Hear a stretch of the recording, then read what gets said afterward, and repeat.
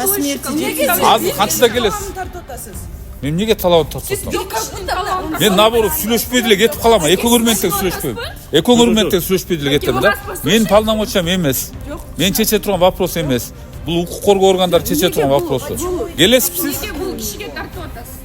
Не деп тартып атам мен? Сиз бул кишиге тартып атпайсыңыз. Не деп тартып атам? Байке, бул деген үй менин жалгыз үйүм, көп кишинин единственный жильёсу. 8 жылдан бери кире албай атабыз. Почему вы сейчас в его сторону говорите? Потому что он собственник земельного участка. Эрназар байке. Да, угуп атам. Ахуалын учитывать этесиз. Алло, угуп атам. Понедельник было бы удобнее. Понедельник давайте сделаем. Жок, отурла. Эгер понедельник келебиз, эч проблема жок. Мен мыйзамдын талабын эле сурадым. Силер укпайт экенсиңер. Мен сүйлөп атам, бир да сөз сүйлөтпөйсүңөр. Отурсаң укса, угал. Сүйлөтөсүңөр же өзүңөр эле сүйлөй бересиңерби? Мен бир нерсени сүйлөп атсам эле. Как будто он слуга народа. Он должен нам объяснять. Он знает законы лучше нас, прекрасно знает, на 100%. Почему тогда вот такие вертки туда-сюда? Бересиңер, болду, анда башка эмне кылабыз? Жардам бересиздер. Биз эмне кылып жардам берели? Канча жардам бересиздер анан? Кантип жардам бере алат? Сергей, жардам жардам бер деп келип атса кайра эле өзүңөр чечти деп атпайсызбы? Жок, эгер өздөрүңөр Эгер Гострой чечпесе байке, Ерназар байке, түшүнөм сизди. Журналисттер менен элдер менен урушуп берип, аябай эме болуп калыпсыз да. Элдерге жаман орой мамиле жасап калыпсыз да. Түшүнөм эми. Жанагыдан бери канчадан бери бренд хаус менен алышып берип, өзүңүз дагы чарчап калган окшойсуз. Эми бул жерде эл келип атат да, биз деле келип атабыз. Сиз менен урушайын деген ниетибиз жок.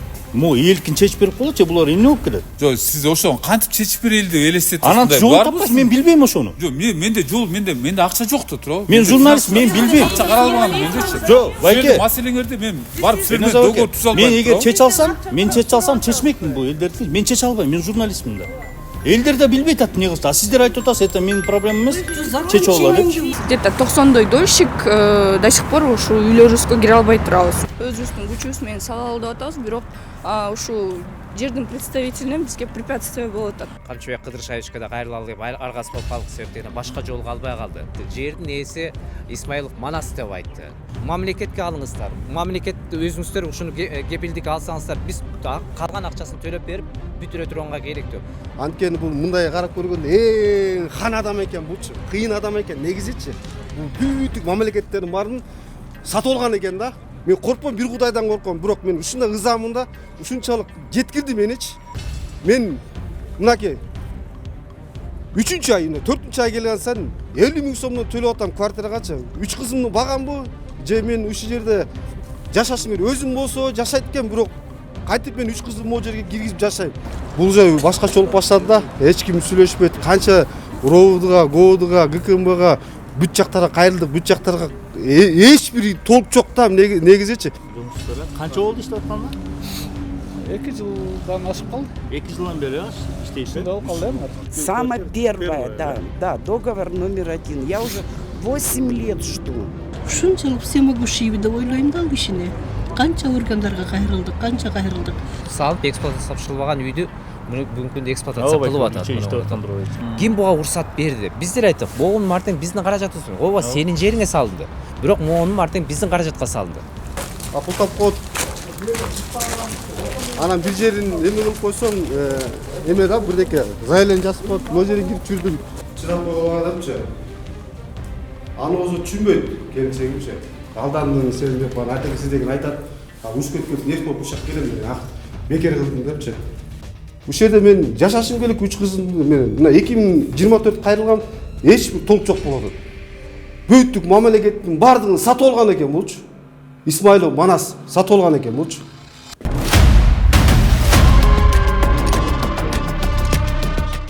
Саламатсыздар урматтуу достор, Беспредел медиа порталынын көрүүчүлөрү, кызматыңыздарга Кайрат Кенжебаев. Биз бүгүн азыр көптөн бери курулушу бүтпөй келе жаткан объектте келип отурабыз. Бул жер болсо Жибек жолунда жайгашкан. 2018 жылы башталган курулуш али күнчө бүтө элек. Ал эми ошол жерде үлүштүк негизде сатып алган кардарлар азыркы күндө жабыркап келет. Бул жерде ушу салган компания дагы, ошондой эле жердин ээси менен дагы көйгөйлөр бар экенин үлүшчүлөр айтууда. Мына ушул жагдайда эки ар тараптуу кененне сиздерге чагылдырып көйгөйдү толук айтып бергенге болгон күч аракетти жумшайбыз. Биз менен бирге болуңуздар, кызыктын баары алдыда.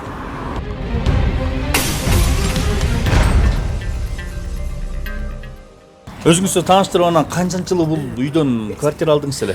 Менин атым Айзада. Биз получается 2019-жылдын башында ушул жерден 5-этаждан однокомнатный квартира алганбыз.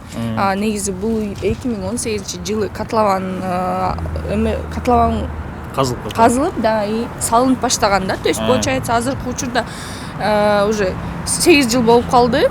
Ушул боюндан получается эки сторонанын интереси үчүн, то есть получается бул жердин ээси жана строительный компаниянын представительдерин ошолордун эмеси үчүн биз азыр ушунча где-то 90 дольщик до сих пор ушул үйлөрүбүзгө кире албай турабыз. Үй азыр уже 90% салынып калган. Бирок строительный компаниянын директору это Алматов Алхас азыр бул учурда түрмөдө башка эме боюнча, үй боюнча. Анын аялы Алматова Галина, ал получается генеральный директор. Азыркы учурда ал бизге бул үйдү салып бериш керек эмес. Биз ага карыздай отношение болуп атат да. Азыр анан жердин хозяйыны, бул получается жердин хозяйынын представительдери это Бачиринова жана Исмаилов Манас. Биз азыр ушу 1 жылдай болуп калды, алар менен сүйлөшүү жүргүзүп атабыз. Бул биз үйдү чогуу алып, чогуу дальше достраивать этели деп, бирок Өзүңөр курал деп атасыңарбы? Өзүбүз курал деп атабыз. Биз азыр мамлекеттен эч кимден эч нерсе сураган жокпуз. Өзүбүздүн күчүбүз менен салалы деп атабыз, бирок ушу жердин представителинен бизге препятствие болуп атат да. Эмне тоскоолдук, эмнеге курал бересиз? Себебин айтсаңыз. Негизи биз азыркы учурда уже 1 жылдан бери алар менен күрөшүп келатып, биз азыр ойлоп атабыз, бул башынан эле жердин ээси менен строительная компания сговор болгон. Потому что бул 2018-жылы салынып баштап, 20-жылы карантин болуп калбады, ошондо стройка токтоп калган 6-этаждачы. Анан 21-жылы бул жердин ээси бул экөөнүн договору тура эмес болгондо изначальночы договор долевого строительства болгон. Негизи договор о совместной деятельности болуш керек болчу да. Анан жердин ээси болсо, ал договорду үзүп салып атат 21-жылычы. Соттун негизинде? Соттун негизинде. Биз көбүнчө дольщиктер аны билбейбиз же. Кабарыңыздар жок болгон? Кабарыбыздарыбыз жок. Көбүнүкү жок болчу да. Анан кийин получается жердин ээси, строительная компания болсо, дальше 22-жылы сот менен үзүлөт экөөнүн договору, бирок строительная компания дальше салы берет. Квартира эменичи, үйдүчү. Азыр ошондо бусканда 6-этажда болчу, азыр 10-этажда турат уже. Анан бирок жердин ээси ага эч кандай препятствие кылбайт. Тиги салы берет, тиги ага тийишпейт. Ошо азыркы учурда болсо, азыркы учурда ошо жердин ээси деп атпайсызбы? Манас ким дедиңиз? Исмаилов Манас. Исмаилов Манас мырза эмне деп атат? Эмне деп талап коюп? Алардын азыркы талабы мындай, азыр силер чалып ал менен сүйлөшсөңөр, эметсеңер деле, алар мен ага стройканы жүргүзөлү, кылалы, минтели деп айтып атам, алар болбой атат деп бизди жамандайт да. Бирок чынына келгенде биз азыр анын деле квадратын төлөп, ушуну салганга макул болдук да. Бирок ал киши мен өзүм строительный компания алып келем. Анан ошол менен, менин условиям боюнча үйдү саласыңар деп атат да. Шарты эмне экен, ошо айтсаңыз, шарты кандай? Шарты болсо азыр эме дейт, мен менен отдельно договор түзөсүңөр дейт. Биз азыр, может быть, ал квадратына $500 кайра төлөгүлө деп чыгат. Биз аны билбейбиз да. Баарын кайра мен менен келишим түзөсүңөр, мен менен келишим түзөсүңөр дейт. Биз ага азыркы учурда макул эмеспиз да. Анан бул жерде негизи каттоонон өткөнү белем, мамлекеттик каттоо кызматы. Негизи ошо сотко чейин 48 киши каттоого өткөн. 42 кишинин каттоосу жок. Ал может быть ошо жердин ээси ошол үйлөрдү да алгысы келип атабы биз азыр. Анан канча жыл сүйлөшүп өткөрдүң, айттыңарбы, биз куруп берели, өзүнүн мурунку баштапкыдагы келишимдегидей эле ал деп айттыңарбы? Это уже 1 жылдын жүзү болуп калды, биз ал киши менен күрөшүп атабыз.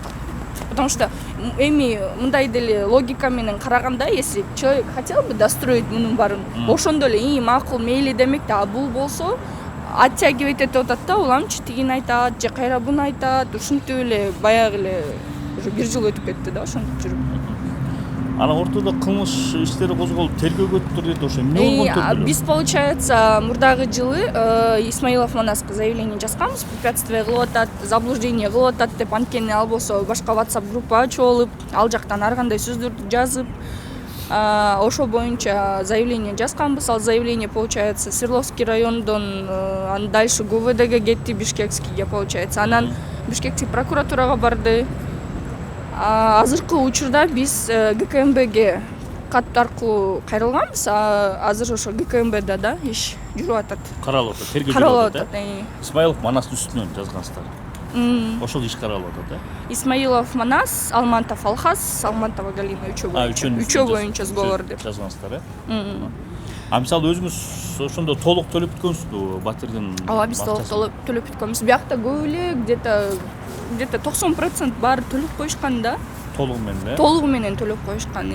Анан биякта көрүп турсаңар, бул 3 жылдан бери тозуп турган, э? швейный цех иштетип атат да бул жердечи. 3 жылдан бери вот последний жылдары биз администрацияга да кайрылдык, налоговыйга кайрылдык, Минстройго кайрылдык, бирок бул цех эч жаппай атат да бул жердечи. Бул жерге болбойт да, мүмкүн эмес да. Ооба. Анан ГКМБге заявлениянын алкагында бул жакты следователь опечатывать этип кетем деген, бирок уже 2-3 неделя болуп калды, эч кандай жыйынтык жок, иштегенде иштеп эле атат да бул жер. Мунун баары ушунда швейный цех бе, тигүү цехтер бе? Үй, получается, эмеге эксплуатацияга бериле элек, бул жер эртең күйүп кетсе же да бир нерсе болуп кетсе, ким буга жооп берет? Билбейм. Ушу курулуш боюнча көйгөй болуп атат. Ооба, көйгөй болуп атат. Болуп атат, кандай болуп атат? Эми биз мамлекетке, биздин Садырнур Кожоевичке, биздин ажыбызга ошол эле баягы коопсуздук боюнча ушу мамлекет ичинде тартипке байланыштуу мыйзамдыкка каршы иштегендерге катуу иштеп аткан Камчыбек Кыдыршаевичке да кайрылалы аргасыз болуп калдык себептен башка жолго албай калды. 2018 жылы ушул жерде мен бир комнаталуу батир сатып алгам, үлүшчү болуп киргем. Ошондо 2020 жылы бүтмөк болчу. Анан 1-2 жылга жетпей он убакытта бүтөт экен, жакшы жерде экен деп макул деп ошол кезде башка жерден чыкканда болбой, бияктан документтерин карасак баары эле ырас сыяктуу көрүнгөн. Себеп дегенде жердин ээси менен дагы биякта келишимди көргөзүшкөн, мамлекеттик регистрлердин баардык каттар баарын көргөзгөн. Анан ошентип бияка бүт акчаны 100% төлөп берип, мен бияктан күтүп тургам. Анан 2020 жыл башында билесиздер, пандемия башталып калды. Макул ал кезде баягы форс-мажор деп коет, ошого байланыштуу кичине созулуп калды го деп кичине салынып атып, анан 2023 жылдары курулуш токтоп калды такырда. Анан ошондо баарыбыз чогулуп бүт баардык эмне болду деп же таппайбыз. Же бул курулуш компаниясынын дареги жок эч жерде. Анан акырдан бири-бирибизди издеп атып, социалдык тармактар менен издеп атып, бири-бирибизди табышып, бияка келип табышып, курулуш компаниясы менен табышып сүйлөшсөк, айтты, мен муну салып бүтүрөт элем, жердин ээси мен менен болгон келишимди бир жактуу кылып сот аркылуу бузуп салды, мен сала албай атам. Ошо жердин ээси менен сүйлөшүп бүтсөңөр эле, мен ушул үйдү салып бүтөт элем деп бизге ишендирди. Макул деп жердин ээсине бардык. Жердин ээсине барсак, жердин ээсимин деп ошол кезде строй компаниянын башчысы айтты. Жердин ээси Исмаилов Манас деп айтты. Договорду карап көрсөк Бачиринова деп жүрөт. Бачиринова. Бирок жердин актай ээси ушул деп айтты. Ушул менен сүйлөшүп, ушул менен келишим түзүлгөн деди. Анан ага барып сүйлөшсөк айтты, ой, силерди мен таппай жүрдүм, рас келген жакшы, кел эле салалы деди. Сал ушуну бүтүрөлү. Бул компанияга ишенгиңер болбойт, муну күтсөңөр эч нерсе салып бербейт, да баштайлы деди. Макул деп сүйлөшүп, такташып этип, десек эле бир майда чүйдө бир шылтоолорду айта баштады. Араңарда кээ бир үлүшчүлөргө мен квартира бербейм деп баштады. Ушуну угуп алга, билип алга мен алдынан айтып коеюн деп туруп эле кетип калды. Анан биз да таң калдык, бул кандайча? Бул жердин ээси болуп туруп, бул биздин каражатка, биздин акчага салынган үйдөн болсо арабызда үлүшчүлөргө бербейм дегенде муну кандай укук бар деп териштирип карап көрсөк, көптөгөн бир кыңыр иштердин баары билинип калды да. Мисал карап көрсөк, мурун ушул Исмаилов Манас көп жылдан бери нотариус болуп иштеген экен. Бир топ жолу мунун лицензиясы кайтарылып, кайра кайталып алган экен. Андан тышкары биздин билгенибиз караганда автоломбарддар бар экен. Ушундайлар менен иштеп жүрүп, ошол убакта бир эжеге бир жерди саткан экен, $125,000 саткан экен. Бул териштирилип сот аркылуу, териш аркылуу ошондо аныкталган экен. Булар өтө мындай татаал схеманы түзүү менен ошол эжекебизден $125,000 алып, аягында сот аркылуу кайра аспарт этип, ошентип ал эжекебиз же акчадан жок, же жерден жок калган экен да. ушундай бир кыңыр иштерин биз байкап калдык, чекшей баштадык бул адамды. Анан бул адамга айттык, макул сенин айтканың боюнча биз келишели, макул бизде мындай бир эме бар, суроо бар дедик. Сен деген бүт инстанция боюнча утуп койгон экенсиң. Инстанцияда карап көрсөк өтө мындай куру шылтоолор менен бул келишим бузулган экен. Биринчи келишимдин баягы эң эле негизги тоготер жери бул келишимде бул биринчи таштын бийиктиги 50 сантиметрге төмөн болуп калган деп проекттен тышкары айтып тур. Мен 50 сантиметр жогорураак болсо экен деп сурангам дептир да келишимде. Экинчиси болсо айтып тур, бул салынып аткан үйдүн бүт мөөнөттөрү узартылып кетти. Бирок келишимге барып көрсөк, мөөнөт жөнүндө эч бир сөз жок экен. Кийин тиги сотто деле ошентип каралып тур. Мөөнөтү каралбаптыр го десе, жок, бул жалпы мөөнөт боюнча бул ушул убакытта салып түшүш керек эле, жап пандемияны карабай салып түшүш керек деп, эки болбогон бир шылтоо менен биякта канча 90 үйлүшчүлөрдүн тагдырын карабастан туруп бир жакты кылып чечип коюшкан экен. Анан ошондо карап көрсөк, өзү айтып алды, мен бул сотту утаар менен, жогорку сотту утаар менен эле барып эле гострегерге айттым, бул компанияны бияктан чыгаргыла десе, биздин мамлекеттик каттоо мекемеси айтыптыр. Бул жерде үйлүшчүлөрдүн тагдыры бар, бул салынып аткан үй бул ошо объекттен чыгарылбайт. Себеп дегенде көптөгөн тагдырлар бар деп биз хоть жогорку соттон чечилсе да болбойт деп койгон экен. Ошондон улам бул объектти Исмаилов Манас өзү ээлей албай калыптыр. Себеп дегенде ошол кезде ошол объекттен алып калаганда бүт мынакей боякта 90 үйлүшчүлөр бар. Ар биринин өзүнүн үй бүлөсү бар. 500гө жакын адам бар. Арабызда мынакей кээ бирлердин балдары инвалидтер бар, мынакей кар кишилер бар. Ушу картайганда ушу балдарыма оор болбойн деп топтоп келген акчалар менен эптеп ушу бирип батирэ алгалы дегендер. Мына азырга чейин мага Россиядан дагы биздин баягы кыргыз биздин жарандарыбыз ошол жакта иштеп ушу үйүбүз алалы деп ошол жактан сурап кайра жазып атат. Болот байке, эмне болду? Ушу үйүбүзгө жете турган болдук. Биз жакында келели деди керек. Ден соолук сире болбой атат. Мынакей ушулардын баарын тең мыйзам боюнча биз ушул үйгө ээ болбой алмак экенбиз. Бизде азыр ушул үйдү кармап турган ошол жана мамлекеттик госрегистрде ушул объект жанагы салып аткан курулуш компаниясына гана тиешелүү дегенден бул компанияга биз бул ушул үйгө биз эметип атабыз. Мындай карап көргөндө үмүт артып атабыз. Эгерде аны чийип салганда бизди бул жерде таптакыр сыртка чыгарып кала турган мүмкүнчүлүк болгон экен Исмаил. Анан ошол айттык, Исмаилов Манаска айттык. Эгерде чын эле сенин ниетиңде ушул компания сени да алдап кетти, бизди да алдап кете турган болду десең, анда бизге кепилдик бер дедик. Нотариуска барып кепилдик жасалы. Ушул жерде алган үйлүшчүлөрдүн бир дагы бирөөсү жабыркабайт. Өзүнүн квартираларын алат, эгер 100% төлөгөн болсо деген ошо келишимин кой десек, жок, силер иштегенди билбейт экенсиңер, силер башка компания алып келип бүтүргөндөн бул документ бүтүрөсүз. Ал биз юридикалык жактан адвокаттар карап келдик, алардын баары тең айтышты. Эгерде азыр жаңы компанияны силер үйлүшчүлөр катары чакырып алып келсеңер, госрегистрде мурунку компания чийилет дагы, бул объектилер силер таптакыр тиешиңер жок болуп калат деди. Ошондо ал өзүнүн каалаган биротоло 100% жасаса болот деди. Ошондо коопсуздук бар, абайлагыла деди. Биз ошол коопсуздуктан коркуп Исмаил Манаска айттык. Бизге кепилдик бер десек, такыр бербей койду. Силер иштегенди билбейсиңер деп ар кайсы шылтоон айтып, арабыздагылардын баарын жамадап, бул иштегенди билбейт экен, бул айтышканды билет экен, бул сүйлөгөндү билбейт экен деп баары шылтоон айттык. Айлабыз кеткенде баардык мамлекет мекемелерге кайрылдык. Ошол эле Гостройго кайрылдык, мынакей ошол эле ГУВДга кайрылдык, ошол эле мынакей ГКМБнын өзүнүн эмесине кайрылып, азыр ошол жакта тергөө жүрүп атат. Бирок ошонткөндө дагы ошол мекемелердин баары тең айтып атат. Бул алдын ала ойлонгон, алдын ала аябай жасалган юридикалык жактан бекем жер экен. Тилекке каршы бул жердин ээси эчтеке кылбай туруп алган укугу бар экен. Себеп дегенде бул менин ушундай шартым бар деп туруп алган деп мынакей жылдан жылдар өткөн сайын мынакей 2 жыл болуп кетти. Кандай гана биз суранычтар кылган жок. Биз атайын ушул үйдү өзүбүз бүтүрөлү, өзүбүздүн каражатыбыз менен бүтүрөлү деп айргабыз, ошого бардык. Мамлекеттен бир тыйын сураган жокпуз. Өз каражатыбыз менен бүтүрөлү десек, ага да карама анан чыгарышы болуп туруп алды. Силер иштегенди билбейт экенсиңер деп. Кепилдик берип, мынакей биз өзүбүздүн мына жекече коом түздүк. Ушул жибек жол ынтымагы деп. Ушунун председатель болгон кааласаң десең, ага да болбой койду. Бүгүнкү күндө биз көрүп турабыз, бул адамдын кыңыр иштерди бар экендигине биз уже мурун шек санап жүрсөк, биз бүгүнкү күндө уже ишеним башка калбай калды. Бул адамдын ойлогон максаты такыр башка экен. Бул үйлүшчүлөрдүн аркасынан, ушу салган строй компания аркасынан ушу чоң килтеген 10 этаж объектин ээлеп кала тургандай кыңыр күмөндүү бир өзүнүн максаты бар экенине биз бүгүн баардык үйлүшчүлөр ишенип калдык. Ошол себептен мынакей ГКМБга да кайрылдык. ГКМБда мынакей биринчи ташты биз айттык.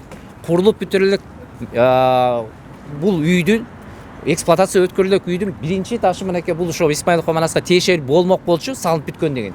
Салынып бүткөнгө чейин эле мынакей бүт баарын тең жаап туруп, мынакей 4кө жакын цехке тапшырып берип койду. Азыр күн иштейби? Азыр күнгө чейин иштейт булардан. Биздин билгенибиз баран мынакей биякта кээ бир жерде швейныйда бар, швей болуп иштегендер бар, кройщик болуп иштегендер бар. Бул ар бир объект жок дегенде эле биз түшүнгөнүбүзгө караганда бир $3000 төлөйт дейт. Ошондо айына канча миң бияктан пайда таап атат. Эксплуатация тапшырылбаган. Бизди мынакей биякка киргизбейт эле. Жакында ГКМБны мынакей городской ГКМБ карап бизге биякка кирип чыкканга мүмкүнчүлүк берди. Мынакей подвалдан өйдө ээлеп алган. Биз айтып атабыз, кандай себептен бул деген, эгерде ошондо чоң доомат болсо, биздин салынган каражатка салынган үйгө бизге киргизгенге мүмкүнчүлүк түзбөй, салып бүткөнгө мүмкүнчүлүк, өзүнүн жерин эксплуатациялап, бизди сыртка чыгарганга аракеттенип атат десек, айтат, эми келишим ушундай түзүп калган экен, биз эчтеке кыла албай атабыз деп айтты. Ошол себептен биз кайрылат элек, Садыр Нуркожоевич, Камчыбек Кыдыршаевич, биздин билгенибизге калганда мынакей эксплуатация тапшырылбаган мынакей биринчи этаждын швейный цехтерин бүгүнкү күндө опечатать жаба албай атат. Бул эксплуатация өткөзүлбөгөн объектини колдонууга катуу тыюу салынган. Бирок ошого карабастан мынакей ГКМБнын дагы сотрудниктери дагы муну жаба албай атат. Биз деп ойлоп атабыз, мындай чоң афераны, мындай чоң ишти кылуунун аркасында кандайдыр колдоочулар болушу мүмкүн деп. Себеп дегенде жөнөкөй эле адам эле бир өзүнүн үйүнө мыйзамсыз Швецияга качып алса, аны баса калып эле тытышат. Мындай мынакей жолду көрүп атасың, жибек жолу, бул мамлекеттик эл аралык жолдун жээнде турган үйдү монтөрүп, көз көрүнө эле колдонуп, көз көрүнө эле мынакей 90 үйлүшчүлөрдүн алардын аркасында турган үй бүлөлөрдүн кызыкчылыгын четке кагап, биздин салган акчабызды барган сайын кымбаттап баратат. Барган сайын биз дагы чочулуп атабыз. Биз деле мынакей жөнөкөй карапайым элбиз. Ошондо да мамлекеттен бир тыйын сурап, ушуну бүтүрөлү десек, бизге тоскоолдук жасап аткан адамдарга чара колдонбосоңуз болбойт. Биздин башка аргабыз калбай калды. Биз уже мамлекеттик мекемелердин баарына кайрылып атып, уже биздин үмүтүбүз Баары эле ошол ушундай укугу бар экендиги эле жооп берип атабы. Бул айтып атат, жердин ээсинин ошондой укугу бар дейт. Кааласа эчтеке кылбай туруп алат деп. Анткени менин ар кандай шартым бар деп туруп алат дейт. Ага сүйлөшсөк айтат, силер иштегенди билбейт экенсиз, строй компания алып келиңиз. Биз айтабыз, строй компания алып келе турмосок, биз биринчиден кепилдик алмайынча бул объектти Кепилдик да бербейт. Кепилдик да бербейт. Экинчиден айтып атабыз, строй компаниянын дагы биринчи баарысы сен биздин ынтымакка кирген ушу коомчулукка. Bizde de bir nerse var. Özünüzler bilesizler. Bu hazır mınaki çatırı jabılgan. İçki kommunikasiyası, sırtqы kommunikasiyası жасалганлар kaldı. Буга көптүрө каражат кетпеш керек. Баарыбыздыгына карапайым элбиз. Айлыгыбыз менен эптеп оокат кылган адамбыз. Ушул эле өзүбүздүн баардык келишип кетсе барма барбайтып акылдашып, өзүбүз строй компаниянын баасын чегертип жакшынакып жасаталы десек, силер билбейсиздер, башканы кылабыз деп эле метосу. Анын аркасында бул ар бир объект, ар бир квадрат болсо кымбаттатып иши да мүмкүн экен көрүп турабыз. Биз жөнөкөй эл болгондон эч бир мамлекеттен бир тыйын сурабаган деген, өзүнүн каражатын салалы дегенде, ушуну бир ынтымакка келип жасайлы деген такыр болбойт. Бүгүнкү күндө үмүтүбүз үзүлдү. Бүгүнкү күндө биз көрүп атабыз, мамлекеттик мекемелер деле айтып атат, биз деле эчтеке кыла албайт экенбиз, колубуздан келбейбиз деп атат. Ошол себептен аргасынан мынакей биз мындай жолду каалаган жок элек, өзүбүз сүйлөй туруп эч бир баягы мамлекетке чыгымлай, элге да мындай көп жарыялап өзүбүз бүтүрөлү дедик, болбой калды. Эми биздин сураныш ушул болуп атат. Мамлекетке ушу ГИКке алыңыздар деген башка арга калбай калды. Мамлекетке алыңыздар. Муну жакшылап текшерип көрсөңүздөр, мунун аркасынан көп дагы жумуштар чыгып калышы мүмкүн деген бизде шектенүүлөр бар. Ошого үмүт бар. Себеп дегенде бул адамдын немесин, фамилиясын интернетте издеп карап көрсөк, мунун сыягы мамлекет башка мамлекеттин жарандыгы бар экен деп себеп дегенде жакындары фамилиясын өзгөртүп алды. Бул мурун Исмаилов болсо, азыр Расул Султанов болуп алды. Мунун аркасында бир нерсе бар. Ошол жакта да бир кыңгыр иштер болушу мүмкүн. Мамлекетке алыңыздар. Мамлекет өзүңүздөр ушуну кепилдик алсаңыздар, биз калган акчасын төлөп берип бүтүрө турганга керектүү. Ушуну үйлөрүбүзгө жетпесек деген башка арманыбыз калган жок. Суранабыз, ушу мынакей эл аралык жолдо жакшынакай болуп турган мынакей канча жыл бүтпөй турган үйдү ушинтип өзүңүздөр колго алып туруп, өзүңүздөр көзөмөлдөп иш кылбасаңыздар, бизди айлабыз деп кетирди. Макем айтсаңыз, сиз биякта жашайт экенсиз, 3 жылдан бери. Ошо болгон менен айтып берсеңиз, качан? Мен атым Марат Иманкулов Рыскулбекович. 2019-жылы ушул жерде үйдү алгам. Өзүмдүн 2 комната квартирамды баягы төлөй албай калдың дегенден ушул жерге 2 комната квартирамды берип, ушул жерде мен алып, ошол менен үйсүз калдым. Семьядан айрылгам. YouTube каналдарын баарына чыккам да, бүт телеканалдын баарында мо депутаттар, президент, Сады Жапаров, президент бүт полный баардыгы көрүшкөн. ГКМБлар да көрүшкөн, бүт көрүшкөн, бирок эч бир эме жок да. Жардам жок, мамлекеттен жардам жок да. Анткени бул мындай карап көргөндө эң хан адам экен булчу. Кыйын адам экен негизичи. Бул бүтүк мамлекеттердин баарын сатып алган экен да. Мен просто жүрөгүмө мындай ызамын айтып атам ушул нерсенин баардыгычы. Үшүп тоңуп ушул жерге мен жашап, мынакей семьямдан айрылып, айла жоктон кой 3 кызым деп мен ушул жерде семьямды жашайын деп 50 000 сомдон квартира төлөп жашап атам азыр. Эптеп жашап атам. Кой ушу 3 кызым деп. Мен YouTube'да деле жүргөм мына бүттүк мына өзүнүн могу жерде светин болсо өчүрүп койгон, мага свет жок. Түндө Светиң жок келип ба? азыр свет жок, өчүрүп койгон да меникичи. А так суу бар. Бул болсо мындай эч кимди тоготпойт. Кел десем келбейт. Ол жерде күнүгө камерам отурам. Бер келсин, эркексиң келдим, келбейт. Бирок эч кимдин колунан келбесе мен докансам бул эме манас менен ким бул бай адамбы, кандай адамбы? Мен коркпойм, бир Кудайдан корком. Бирок мен ушундай ызамын да, ушунчалык жеткирди меничи. Мен мынакей 3-чү ай, 4-чү ай келген сайын 50 000 сомдон төлөп атам квартирагачы. 3 кызымды багамбы? Же мен ушул жерде жашашым керек. Өзүм болсо жашайт экен, бирок кайтып мен 3 кызды могу жерге киргизип жашайм. Күн жылыганды күтүп турам. Буну аны түшүнбөйт. Бул өзү жылуу жумшак жерде жатат да. 2019-жылдан баштап келип ушул жерде жашап жүргөндө мага келген ушул жерде жашайт экенсиң, группага менен баарын жакшы айтып койчу. Марат дегенде мындай деп айткан, хорошо, жакшы байк экен деп мен неме кылган, чакырган. Анан бул мындай экенин мен билбеп турдум да. Мындай адам экенин билбеп турдум. Көрсө бунун өзүнүн мен жашап жүргөн кезде могу жер жок болчу, эчтеке жок болчу. Сайты компаниянын Алкас ошондо бул үй жерди жасап берген. Кой деп. Анан могу жерди мындай курган. Могу жерде бетон бар. Куруп дальше кылып анан түрмөнүн ошо түрмө отуруп калган азыр Алкас.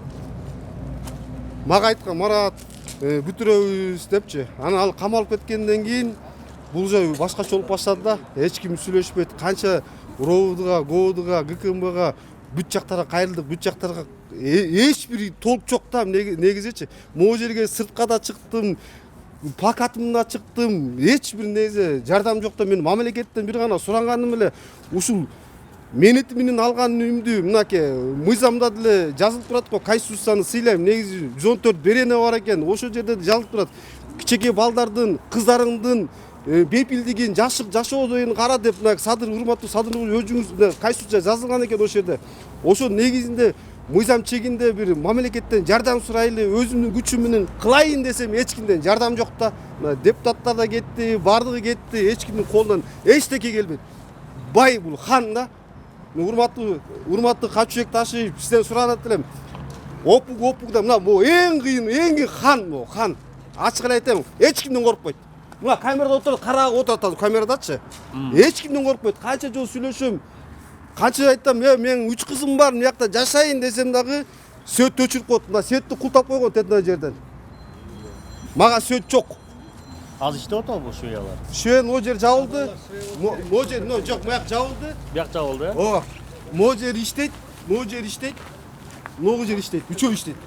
Үчөө иштейби азыр күндө? Азыр бир култаш болду окшойт. Иштейт. Могу дагы иштейт. Анан могу көрүсүзбү? Могу жерде свет бар да. Өздөрүнө свет болуп коюпту, нар жак беттин светин өчүрүп таштаган. Мага мейки өсөт, култап койгон болуптур. Жакта могу жаңы эле чыккан эмелер го? Мына бияктын элеке. Моякта эле могу эменики да, үйтүктүн эмеси, э? Мына биякта иштеп. Мына урматтуу көрчүлөр, мояктан кантип деле пар чыгып турат го, ошо буу чыккан эмес экен. Бияк иштеп атабы? Иштеп. Урсатпы? Тоготпойт эч кимди. Байке, assalomu alaykum, урсатпы? Бияк иштетесизби? Кенжебаев Кайрат, 100 беспредел. Биякты кимден алып эмнетип атасыз, ошо маалымат берип коесузбу? Канчадан бери иштейсиздер? Биздин жетекчибиз эжебиз болот. Анан кимден алып кандай иштеп атканын ошо киши эле билет. Биз жумушчубуз. Жумушчусуз, э? Канча болду иштеп атканына? 2 жылдан ашып калды. 2 жылдан бери иштейсиз? Болуп калды, 3 жыл болуп калды. Мояктын баары ошондо иштейби, э? 3 жылдан бери мен 3 жылдан бери жүрөм, э? Ооба, 3 жылдан бери жүрөм. Билебиз, тааныйбыз, көрүп эле атабыз. Да вы не бойтесь говорить, мы же Да, я ничего не боюсь. Я как есть говорю. арендатор. Эже бар, аты ким эле берди? Динара, э? Динара. Да, Динара. Динара бери хозяйны. Ал эме Манас менен мындай арендан алып коюп сүйлөшөт болду. Башка эмелер жок, иштешет ушундай эле да. Биз жумушчу элебиз. İçinde bir sıra tart koysarlar. О, тарттык мынакей, баягы эле Шведа. Мындан башка эмне? Мынакей бүт эле эмеде. Bana söz gel atalım ya. Вот за этот цикл минимум получают 30-40 тысяч в месяц. 30-40? Да, сумма тысяч. Вот за этот маленький цех, не меньше. И так каждый, а там есть побольше цеха. И еще можно вот пока у меня речь есть. Вот я купила дом, самая первая квартиру свою купила. У меня договор номер 1 от 18 года, 17 января. Потом мы все лето с Асей ходили сюда, смотрели. Здесь работала СТО до самой осени.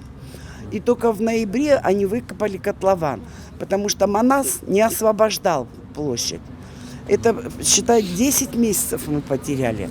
Потом выкопали котлован. Зимой как можно заливать бетон? Бетон, он будет свойство плохое. Ждали до весны. Выстроили первый этаж, потом, может быть, второй, потом опять тормоз пошел. Потом опять тормоз пошел. И так за 3 года они 4 этажа, наверное, подняли. Все тормоз. И все мешал нам Манас. Манас мешает. Он подал в суд там то, что ему не так построили, не так сделали. Опять, пока суд идет, ничего, никакие работы не производятся. А суды проходят у нас год-два. Вот, потом опять он тормоз делает. Потом дальше чуть-чуть построил. Потом все-таки решили крышу накрыть. Накрыли крышу, и опять он сделает нам тормоз. Полностью оплатили? Я полностью оплатила. И первый, который купил Самая квартиру, первая, да, договор номер 1. Я уже 8 лет жду. И у меня уже сил нету ждать. Я каждый день ложусь спать и думаю, хоть бы завтра проснуться, хоть бы завтра проснуться. Вот, представляете, какая у меня на душе это. Я прям даже не знаю, сколько можно ждать. Хочется пожить в квартире. 7 лет, да? 8 лет я лет, уже, да? 8 лет я жду. Я самая первая купила. Позвала свою подружку. Она тоже говорит, хорошо, давай вместе будем жить. Мы с ней в школе вместе учились и все. И вот мы вместе ждем. И теперь я себя виновата считаю, что я ее позвала сюда. И вот так вот оно идет. Вот этот Манас, например, я так считаю, вот он расторг договор с этим застройщиком. Договор был такой, он берет, я деньги вносила, договор одинаковый, только у меня указана сумма денег, а у него указано земельный участок взамен первого этажа, 2 квартиры. Потом что-то у них там не пошло, они стали судиться. Это опять оттяжка стройки. Ну ладно, уже все. И он наложил арест на весь дом. Хотя, раз он расторг договор, он должен был наложить арест только на свое помещение, чтобы его никто не продал. Продавай сам, бери деньги или требуй застройщика деньги. Он этого не делал. А вот быстренько себе отремонтировал, пустил швейников. Уже 3 года он снимает с них аренду. Вот представьте, вот это помещение. Приблизительно это будет стоить где-то 200 тысяч в месяц. И еще требует, чтобы мы оплатили воду, свет оплатили. Мы же не живем. Какая вода, какой свет? До сих пор требует? А ему надо платить, у него задолженность на этом. Он говорит, у меня там задолженность за свет. Следователю, когда сказали, а следователь говорит, вот он берет аренду, он и оплатит ваши долги. Какие наши долги? Мы не пользуемся этим. Я решила в этом году все бросить и сделать ремонт в квартире. Вот на 2 этаже я живу. Вы здесь живете? Нет, я не, буду жить. Да, у вас там. Да, в голове. И я сама пригласила человека, он мне все посчитал, сказал, давайте, все. Надо было там кирпич положить, там переделать чуть-чуть. И провода хотела провести. В общем, постепенно решила в первую очередь, что надо. Дала денег им, они купили материалы, все купили, все привезли. А делать не могут. Почему? Как мы кирпич положим? Нету. Света нету. Как мы будем проводку проводить? Надо же дробить, надо электричество. У него просим, он нам не дает. Говорит, у нас нету. А сами работают. Как швейный цех может работать без света и без воды? Он пользуется этим и не платит. Эже сиз качан алдыңыз эле эмне болду эле? Мен 22 жылы соцсеттерден эле ушул үйдө квартира бар дегенден эметип калды да. Анан келип условияларын көрүп, о центрга жакын экен, улгайып калган кишиге базарга да жакын экен деген мааниде эле ушу кандайдыр алгыбыз келди, алып калдык. Ошол анан убагында эмеси менен барып, жанагы филармониянын аркасында офиси бар экен, Алхасбек деген бала менен контракт түздүк да. Анан контракт түзүп эле ошондо график коюп берди. Баланча убакытта баланчадан калтырбай төлөп турасыңар деди. Анан убагы менен акчаны төлөп турдук, график менен төлөп турдук. Ошол анан эле аяк жагында ошо төлөп аткан учурларда эле уже 1 жылча болуп баратканда эле карасак эч жылыш жок, бул үйдө эч жылыш жок. Анан эң акыркы акчаны төлөрдү. Мен кезигеличи дедим да ал балага, кезигеличи, эмнеге жылбай атат иш.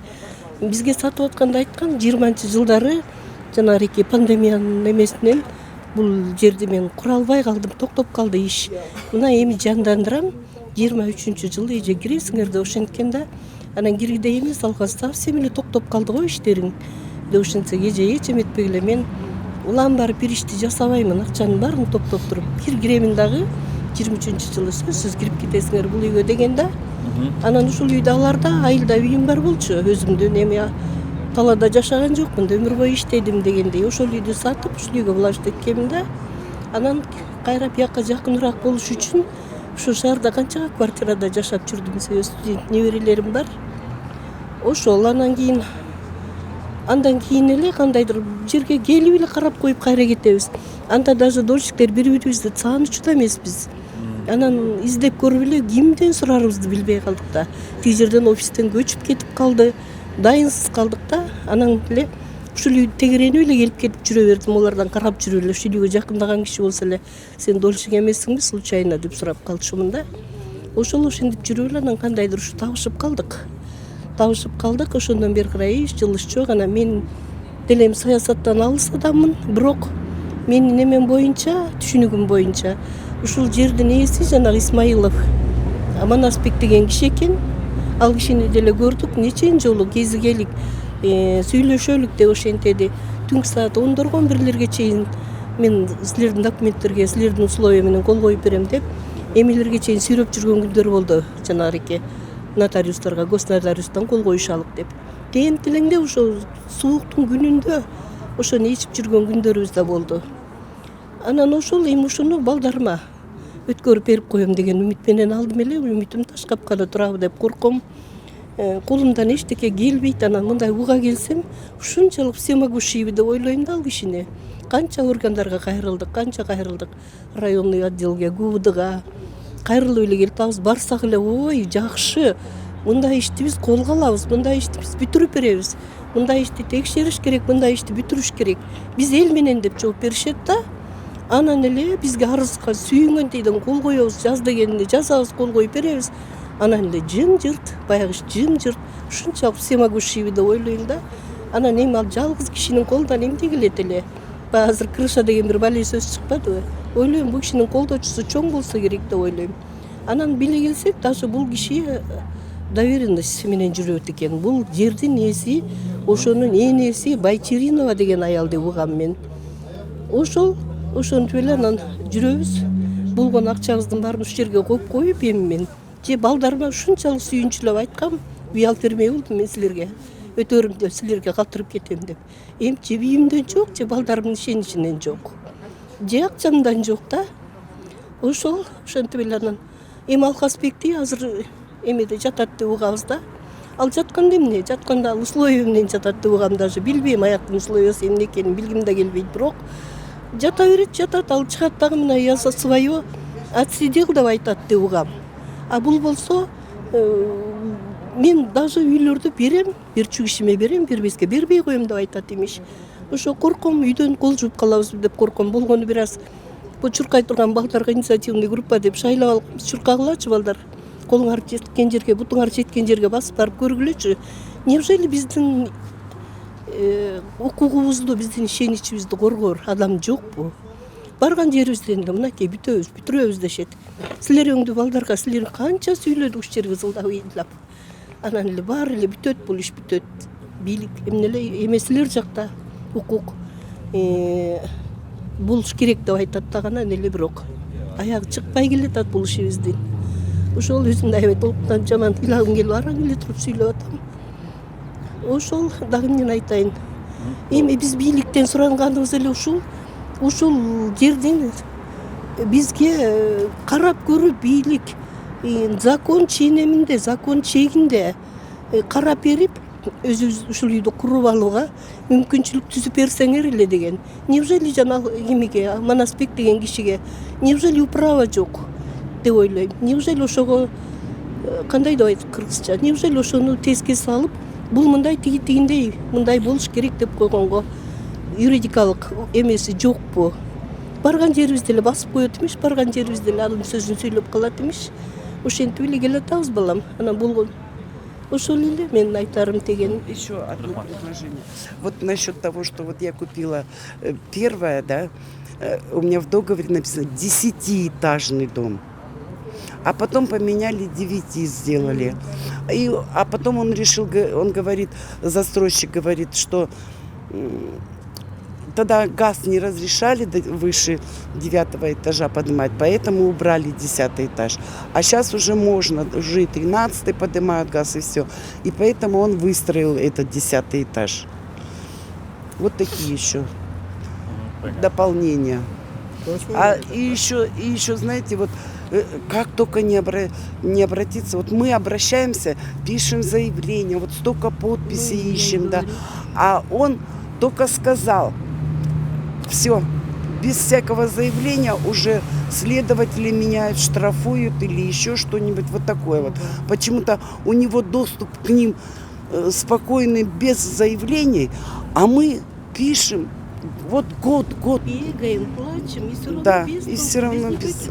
То одного следователя дадут, то другого. Положительно. Один нормально вел, его убрали, потому что Манасу он не понравился. Биздин ушу айта турганыбыз биз баардык чараларды колдонуп көрдүк. Бирок эмнегедир ушу баягы жол табылып кедерги кылган нерселер көп болуп кетип атат да. Айлабыз кеткенде ушу баягы кайрылганыбыз ушул болуп атат да мынакей. Мына ачыктан эле ачык эле көрүп атасыздар. Салынып эксплуатация тапшырылбаган үйдү бүгүнкү күндө эксплуатация кылып атат. Анан бүгүнкү күндө болсо мындай бул эменин ыкманын да бир кызык да түрлөрү бар экен. Биз мындайды көргөн. Мындай кызык да түрлөрү бар экен. Бул үйдүн жердин ээси Бачирина деп ошо жана биз айтып аткан Манастын кайненеси экен. Өзү Манас өз убагында да биз менен переписка алып жазган убакта дагы өзү да айткан сөзү бар. Кааласак анын жазылмасын деп беребиз. Бизге сообщение жөнөткөн. Мындай иштерди кылып атканда бизге окшогон адамдар мындай нерселерди өзүбүзгө оформить этпейбиз деп. Мен кайнеме оформление деп айткан сөзү бар. Жазылганбы, сөзү барбы? Бар, бизде бар. Аны следователга да бергенбиз. Өз убагында бул строительный компаниянын директору иштеп аткан ушул директор Алкас менен сүйлөшкөндө айткан, жок, бул жердин ээси нактан Манас деп айткан. Манас ушул парча чечип Манас менен сүйлөшкөн. Манас менен көп кырылышканбыз ушуга байланыштуу деп. А бүгүнкү күндө мынакей азыр ГКМБ городской ГКМБ карап атканда Манас акыры четке чыга берди. Мен такыр тиешим жок. Мен бир гана жана доверенность менен иштеп аткам. Бачирина менен сүйлөшкүлө деп койду. Бачиринанын өзүнө кайрылсак, мен ооруп атам, мен силер менен сүйлөшө албайм, такыр менин убактым жок деп эметип койду. Анан баласын жөнөттү. Баласы менен деле сүйлөшсөк, баласы деле байкуш баягы эме көзүнөн деле көрүнүп турат. Буга эч кандай тиешеси жок. Мен жакшы билбей атам, көрөйүн дедим эметти. Анан биз келишим бердик. Мынакей момунда келишим түзөлү дедик. Ал келишим боюнча мынакей биргелешип ушул үйдү бүтүрөбүз. Сиздин үлүшүңүз канча болсо ошончо үлүш баягы башынан баштап белгиленген эле нерсени беребиз. Сиз минчак квадратыңызды бизге өткөзүп бериңиз. Сиз бир квартираңыз бар экен, ошо квартираңызды бизге бериңиз деген эч жок. Ар бир өзүнүн үлүшүн алат. Бул ылдыйкы баягы келишимдеги биринчи этаж толугу менен, анан дагы батирлерин да бүтүп берет. Дагы эки квартирасын. Ошону башында айттык. Сен акча чыгарбай эле койду. Өзү ыйлады. Мен канча убакыт өттүм, мен аябай главный посредник. Макул анда биз өзүбүздүн каражатыбызды түзүп салалы десек, ага да болбой койду такыр. Жок иштеп. Байке мону айтып койсоңуз, урматтуу көрүүчүлөр, мына эксплуатацияга берилбеген жерде эч кандай бир нерсени иштегенге мүмкүн эмес да. Мынакей этаж келет, мына камерадан көрсөң, келип туруп мояктын баары казып турат бул жерде, котлованын жарымы. Бул жер кооптуу да, могу жерде эшиккен. Бул жагы дагы эмеби?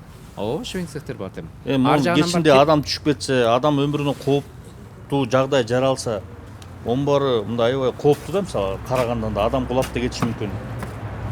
мына мондай жерди швей иштетип аткан өзү туура эмес деп экен мисалычы. Жок, эми бул эксплуатация тапшырылбаган имаратты, биздин акчабызга салынган имаратты. Бул кандай негизде өзүнүн кызыкчылыгынан пайдаланат деген бизде суроо пайда болот да. Ким буга уруксат берди? Биздер айттык, могунун мартең биздин каражатыбыз. Ооба, сенин жериңе салынды. Бирок могунун мартең биздин каражатка салынды. Келсеңиз, бу жака барып коелу. Мынакей урматтуу көрүүчүлөр, могу жерди көрүп атасыңар, ылдый аңырайып турат. Буягы баары казылган. Мына буякка чейин бу тигүүчү цехте иштегендер өзүнүн калдыктарын иштейт экен да.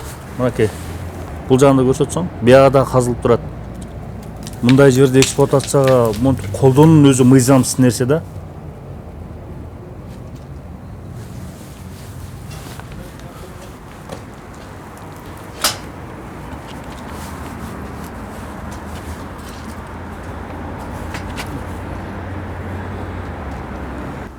Бияктан ачык эле айтып коелу, биз баардык үлүшчүлөргө айткан жокпуз.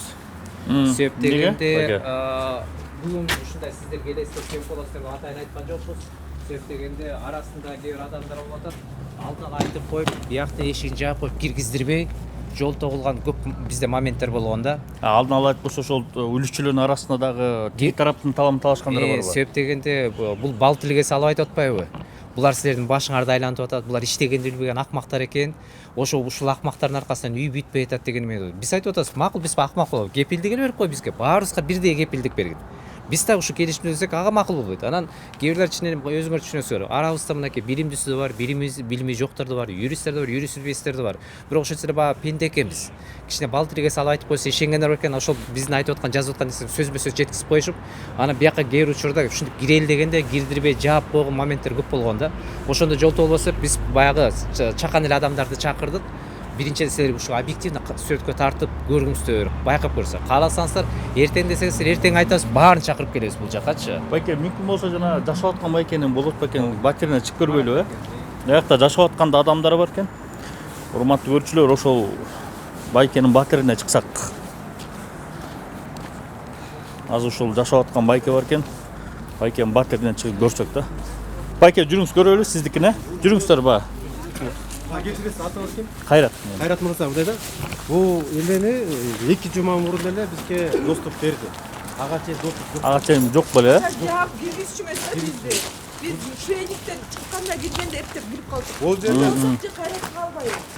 дарбазадан секирип кирип жүрдүм, анан могу жерден кирип жүрдүм да. Секирип кирип жүрдүңүзбү? Ооба, секирип жүрдүм да. Пул тапкот. Анан бир жерин эме кылып койсом, эме да, бирдеке заявление жазып коюп, могу жерден кирип жүрдүм. Могу жерде болсо Канча жолу заявление жазды сизге? Мага жазган деле жок да. Менин сүйлөшпөйт дагы. Бул жолу мыяка келген, бир 3 адам болуп келгенде айткам, бул менин жерим бар кетти. Мен отургандачы. Могу жерде мыйзамсыз кылып алган өзүчү. Бул эмне кылып алган бияка? Парковканычы. Моягынан киресизби? Могу жерде. Ушундай жерде жашап атасыз азыр. Келип кетип. Дүнүйгө келип кетем. Могу жер болсо алкас кышаны салганда могу койгон. Суу уже кирип простой болуп койгондо уже кетип атат. Сизди канчанчы этаж? 3 этаж. Жүрүңүз.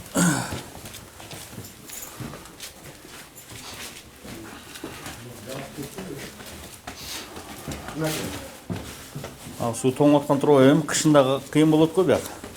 Жок, кышында баягы кышында мен жашадым да. Эми азыр ана жок азыр. Муну болсо тап кеткен менчи. Муну коюп койгонмун, кулап кетпейин деп. Кулап кетпейин депчи. Ар кандай ситуация баягы үйгө барганда аял айтат да, үйдү бекер бердим, теденеде деген нерс болуп кетип калам. Коюп койгонмунчу. Мурда 2 комната батириңиз болгонбу? Ой, 13 микрорайонда жашачым. Жашынакай эле семьям жашачым. Могун баарын тазалап, анан могунда коюп койгон. Түшүп кетпейин деп. Бул жерде кулаган больница түшкөн күндөрүм болгон. Анан бу жерден келип сөт өчүрүп койгон. Сөт жок, сөт бар болчу, сөт кошком. Бар.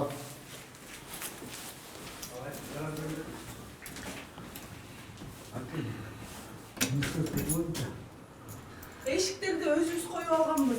Эшиктердиби? Жок, бул эшиктер бүт болду. Эң бир эшик мен Муну алкас коюп берген. Алкас коюп берген магачы. Марат. Баарын өзүбүз койгонбуз. За свой счет. Келе берели. Сиз канча бөлмөлүү башырам? 3 комната. Кеңейтейин дегенсиз бе?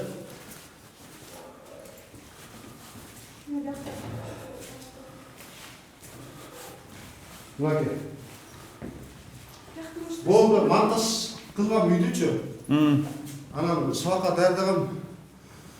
Анан азыр кышында 3 кызымдын жашаган болбойт да бердечи. Свет жок, эчтеке жок.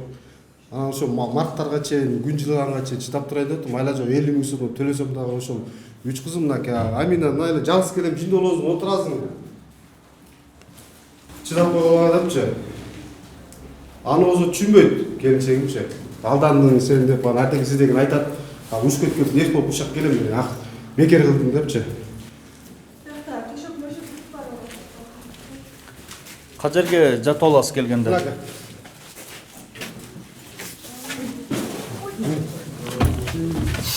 Суу келет. Бетакта сырыс. Жанактан чөтөт да. Жанактан чөтөт да. Жайыксын жашап жүрдүңүз? Жайыксын жашап жүрдүм. Мен азыр семья менен уже канча жарым жыл болду элдештим. Жакшы. Бирок айттым мен ишинен кыздар турат, ызыңда да музаны чытат, көрүп атсыз мен үйдө алданып калдым мен дедим да. Жүгүрүп атам, болбой атса эмне кылайын депчи. Анан ютубтарга да мына эмеге дагы чыккам. О, сизди көргөнбүз экенбиз. Могу эметтим, бир эч кимден жардамы жок. Шабап коюп туруп, жөнүндө бүтүрүп берип, светин киргизип, суусун киргизип, бүтүрүп берсе болду. Калган өзү болот. Өзүң болуп болчу. Анан могу жерде мынакей. Суусун болсо, суусун алгаш коюп берген баг. Эшикти молардын баары канализация коюп берген. Бара жашап турчу депчи. Мынакей. Мына суу бар азыр. Мага эле бар да, суу, беш этаждан келген суу бар. Алкас коюп берди эле. Алкас коюп берген, сууну кесип берген магачы. Бул болсо жер ээси манас алкастан да өтөт экен. Вообще ошондо свет өчүп салып, эчтеке бир эме кылбай койду магачы. Жардам бербей койду. Анан бүт мамлекеттик органдарга жардамды бериле сурадым. Плакаттар турат, плакат менен күнүгө 2 жолдорго чыгам менчи. Күндө чыгасызбы?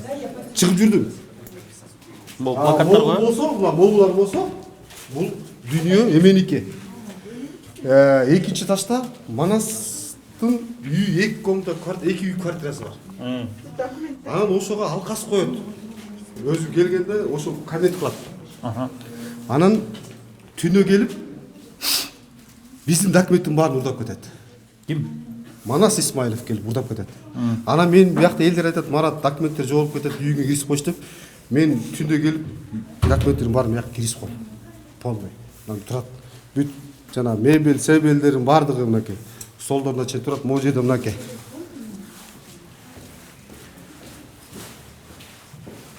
Мына моулар бар мынакей. Ошо алкастыгы да. Ошо документтери. Документтери. Анан муну алып келип койгом. Кой мээлде урукку кышында. Могу жерде жаап, могу жаап жашай берейин депчи. Эч ким болсо бияктан баягы жалгызмын да. Эч ким неме жардам берип калды. Ар ким келди, мына мисалы например, өзүнүн мындай не жетишпейт да, биринчи этаж полный аныкы. 2 квартирасы бар да. Анан кийин ошол жердин өзүнүн жумушун кылып туруп, бияк элге өрүп койсун да. Мисалы мен госрегистрден өткөнмүн. Нотариуста катталганмын. Бүт маалыматында бүт катталган. Меники мыйзам түрүндө да бүт полный төлөнүп, квартира бергенге чейин эмелерим бар бүт полныйчы. Бирок негедир бул 42 адам катталган, 49 адам катталган эмес, ошол катталбаган адамдарды бул өзүнчө строительный компания таап өзүм салам деп туруп, анан жаман көргөн адамдарды тебейин деп атат да. Мисалы эң биринчи мен жаман көрөт. Ошондой эле да. Мен мисалы например азыр утуп кала турган болсо, мени биринчи жок кылат. Бул ушундай адам да. Анан буга кантип жалгыз ишенесиң буга. Ал мен өзүм немем менен эле просто азыр күн суык болуп турат. Күн жылы марттарда күн жылып кала турган болсо келем мен бияка симен, башка вариант жок ужаш. 50 миң сом оңой акча эмес экен, 50 миң сом оңой акча эмес экен да. Мен ушул жерге андан көрө 450 миң сомго үйүнү евро ремонт кылып жашап атмакмын да. Айла жок эле келем, нерс болуп кетем кайта элечи. үйгө барам, келинчем айтат, эмне болду, ушул жакта жүрүм, бүтпөгөн үйүндө жүрө бересиң деп. Ушундай эле да меникичи. Анан канча мисалы ГУДга, РОУДга, ГКМБ баардык мамлекет жактар кайрылды да бүттүгүн. Аныкы жазса шыр текшерилет, биздики текшерилбейт да. Таң калам да. Анан бул бир кыйын экенин деп койдум. Мындай карап көргөндөчү. Урматтуу Садыр Нуркожоев, президент Урмат Садыр Нуркожоев, урматтуу Канчыбек Кылычбаев, сиздерден да кыйын экен бул. Чын айтайынчы, бул өтө мындай кыйын машина экен деп коюн да мунучу менчи. Мындай көргөн эмесмин. Деги тоготпойт. Бай, бүт башка жакта да объекттер салынып атат. Только карапайым элди гана жейт да, ушундай экен да. Ушу биздин акчабыз менен мына байып коюп, бүтсө бүтөт, бүтпөсө бүтпөйт деп коюлуп, мына отурат. Салбайт, эчтеке кылбайт да. Светин берип койсо, элдер жашай берсе болот да, мисалы чынап. Мен мамлекеттен бир гана суранганым, ушул жака кириши берип койгулачы деп атам болдум. Калганын өзүбүз кылабыз деп атабыз да. Мамлекеттен бир сом сураган жери жок. Калганын өзүбүз элдер чогулушуп өздөрү эшик салышты. Бардыгы чогуу салышты. Бирок 9 этаждан 10 этаж турат да. Ошол жерде бүтүрөйлү десек, бул эмеде атат. Эмеге. Мыйзамсыз. Эмеге. 10 этаж мыйзамсыз болуп калыптыр атат да. А мен эмеге дагы, Гостройго дагы, Нурдан Орунтаевка дагы, Бакаяга баарына 4-5 жолу бардым ужатчы. Мына каралып атат. Деги бир 295 объектини билет бу жерде. YouTube'дан деле көрдүк. Бирок негедир бир жылыш жок да, эчтекечи. Анан ушул жакты мен урматтуу президент Садыр Нуркожоев, урматтуу Канчыбек Кылычбаев бир канчадан бери 2019-тан бери мынакей 2026 7 жыл болот экен да. Бир жардам берип коюңуздарчы ушул жерде бир. Мен дагы бир 3 кызым менен бактылуу жашайынчы. Чын тажап кеттим, ошонун азабына мынакей. Не кыларын билбей калдым. Кимден уже кредитим бар, ушул жерге үйгө алган кредиттерим дагы бар. Же кредиттен жок, же үйдөн жок болуп отурам да. Ушул жерде мен жашашым керек 3 кызымды менен. Мына 2024 кайрылгам, эч бир толук жок болуп атат. Бүттүк мамлекеттин бардыгын сатып алган экен булчу.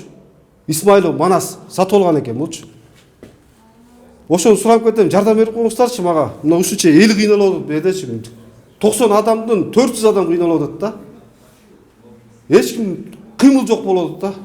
Келип чалып да койбойт, не болуп атат деп, ушул жакта иштеп аткан мына роудылар деле мына жерде жүргөн машиналар деле болуп калды менчи.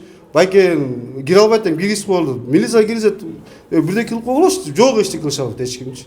Билбейм, эмнеден коркот, билбейм, таң калам да. Мун просто айтып атканыма жанымын кейген эле мен баягы 3 кызым бар да. 3 кызымды мисалы, например, таштап коюп бир жарым жыл жүрдүм, бирок жашай берем мен өзүм жалгыз, бирок анын жашоонун кызыгы жок да андачы. Мен өсүшүм керек, окутушум керек, чоңойтушум керек, жакшы жерге багышым керек 3 кызымды. Вот ошол жакта эле карап коюңуз, сиздер деле барыңыздардын деле бала чакаңыздар бар энди. Мен деле туура карап коюңуздар энди, суранам сиздерден. Кыргыз элинин баарынан суранат элем ушул. Бардык мамлекеттик органдарды иштеп аткан баарына карап коюңуздар, барыңыздардын бала чакаңыздар бар. Мен деле туура түшүнүп коюңуздар. Просто кредит да төлөй албай калдым. Үйгө 50 000 төлөйм.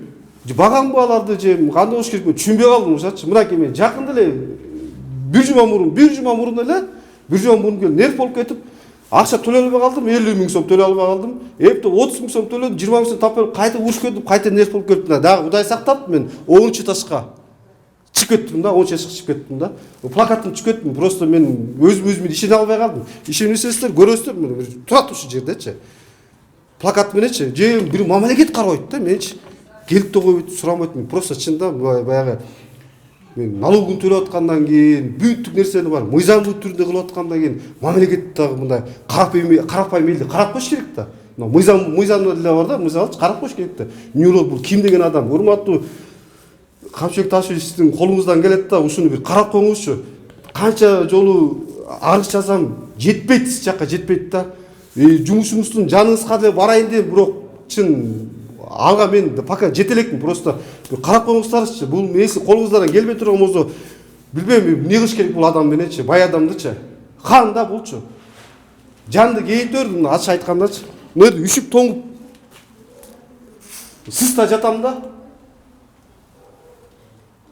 Сөттү бербейт, эчтеке бербейт, эчтеке жок, чын ташап кеттим да.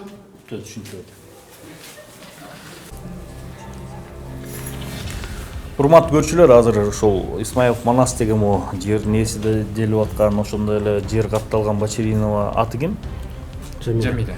Жамиля деген эжекебиз кем, ошолорго азыр чалып атабыз. Исмаилов Манас мырзага чалдык. Бирок телефон алган жок. Азыр жердин расмий документ боюнча ээси Бачиринова эжекебизге чалалы.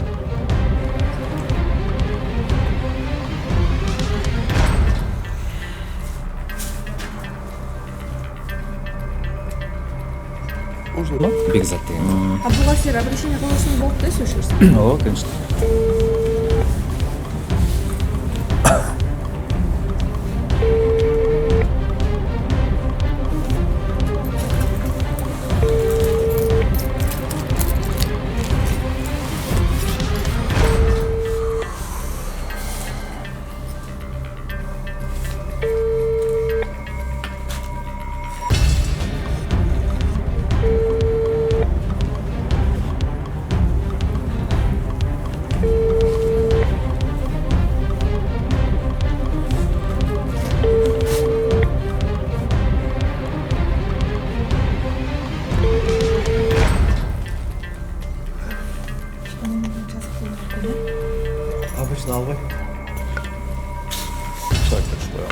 Урматтуу көрүүчүлөр, азыр биз бул курулуштун жагдайын үлүшчүлөрдөн уктук, ичин да көрүп чыктык.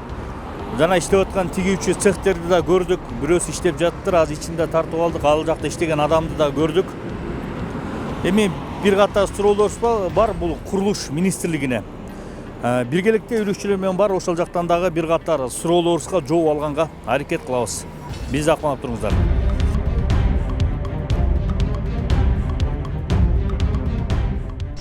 Азыр канчада келесиз?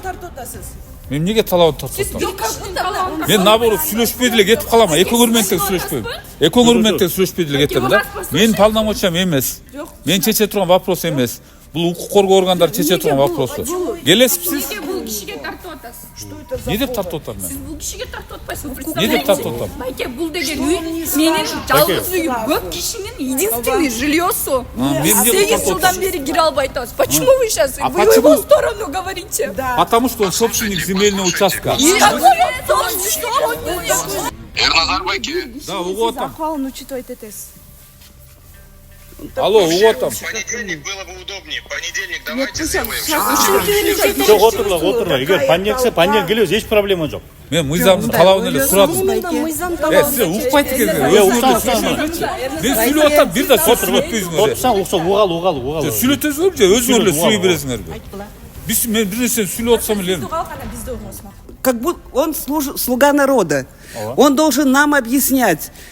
Он знает законы лучше нас, прекрасно знает, на 100%. Почему тогда вот такие вертки туда-сюда, туда-сюда? Бересиңер, болду, анда башка эмне кылабыз? Жардам бересиздер. Биз эмне кылып жардам берели? Канча жардам бересиздер анан? Сизге жардам бер деп келип атса кайра эле өзүңөр чечип атпайсызбы? Жок, эгер өздөрүңөр Эгер Гострой чечпесе байке, Ерназар байке, түшүнөм сизди. Журналисттер менен элдер менен уруш берип, аябай эме болуп калыпсыз да. Элдерге жаман орой мамиле жасап калыпсыз да. Түшүнөм эми. Жанагыдан бери канчадан бери бренд хаус менен алышып берип, өзүңүз дагы чарчап калган окшойсуз. Эми бул жерде эл келип атат да, биз деле келип атабыз. Сиз менен урушайын деген ниетибиз жок. Могу элкин чечип берип коелучу, булар эмне болуп келет? Жок, сиз ошону кантип чечип берели деп элестетип Анан жол таппайсыз, мен билбейм ошону. Жок, менде акча жок да тура. Мен журналист, мен билбейм. Акча каралбаган мендечи. Жок, байке. Маселеңерди мен барып силер менен дөгөр түзө албайм. Мен эгер чече алсам, чечмекмин бул элдерди. Мен чече албайм, мен журналистмин да. Элдер да билбейт ат эмне кылса. Сиздер айтып атасыз, это менин проблемам эмес. Чечип алалы. Арбаңыздар, урматтуу көрүүчүлөр, Беспредел медиа порталынын көрүүчүлөрү, азыр баягы Жибек жолу 294-төгү үйдүн курулушу боюнча мамлекеттик курулуш министрлигине келдик. Азыр ушу элдер менен, үлүкчүлөр менен биргеликте курулуш тууралуу, курулуштун жагдайы тууралуу сиздерге маалымат алып бергенге аракет кылабыз. Министрлик бул боюнча эмне маалымат билет, кандай сөздөр айтат, ошону алда сиздерге үлүкчүлөр менен биргеликте ачыктап беребиз.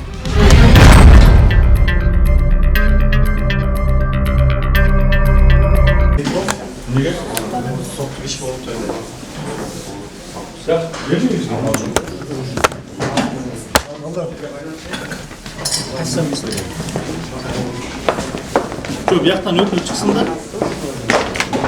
Бул жактан өкүл чыгып, бизге бир жол берсин.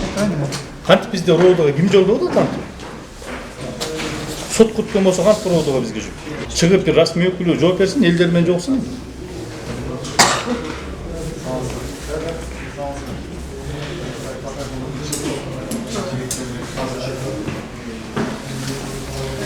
Жарандар менен биргеликте мамлекеттик курулуш министрлигине келдик. Азыр объект боюнча маалымат сурай келсек, эмнегедир айрым кызматкерлер соттук иш болуп тур, райондук ички иштер башкармаларына баргыла, башкармаларга ийби келип да. Бирок кызыктуу жагдай кантип сотто болуп аткан ишти курулуш жагын милицияга айтып. Бул жагы абдан кызыктуу болот. Азыр чыкса өкүлүнөн сурайбыз. Биз чыгамазбыз. Элдер менен келебиз. 295-чи объект боюнча директор. Курулуш, бөлгөйлүк курулуш, ким жооп берет бизге? Сиз ким болосуз? Мен. Орун болсо, ошону барабы? Азырынча мен сурайм, ким ошол вопрос боюнча. Эмне вопрос боюнча? Кандай чечилип атат? Узат мөөнөттөрдү далгас турат. Жердин ээси компания, мына эл, тосунду эл. Буга чейин кайрылганбыз, эч кандай неме 10-чы этажда бүтүрөбүз деп коюп, ошончо туруп калды да. Анан ошону дайын деп келген. 2018-де башталган. Биз уже бияка канча көптөгөн жолу кайрылуу жасаганбыз да.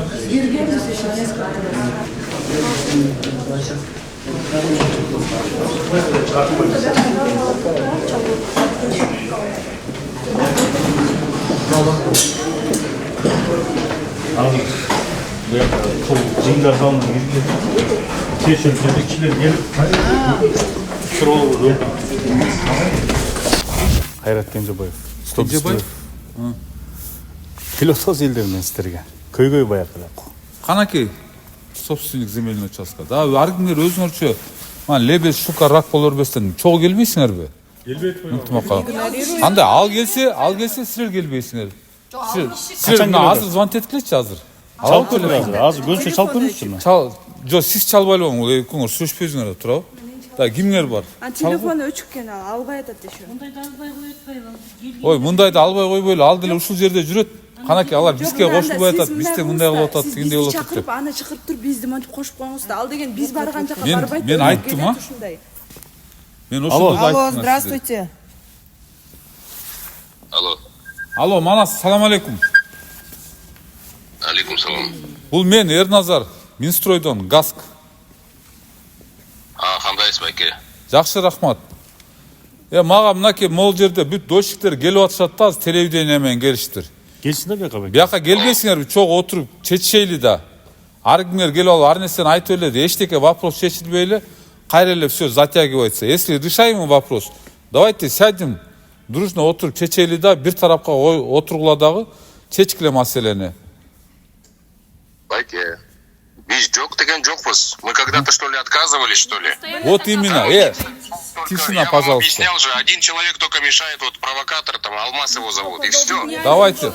Давайте его уберем, остальные дольщики здесь. Давайте его.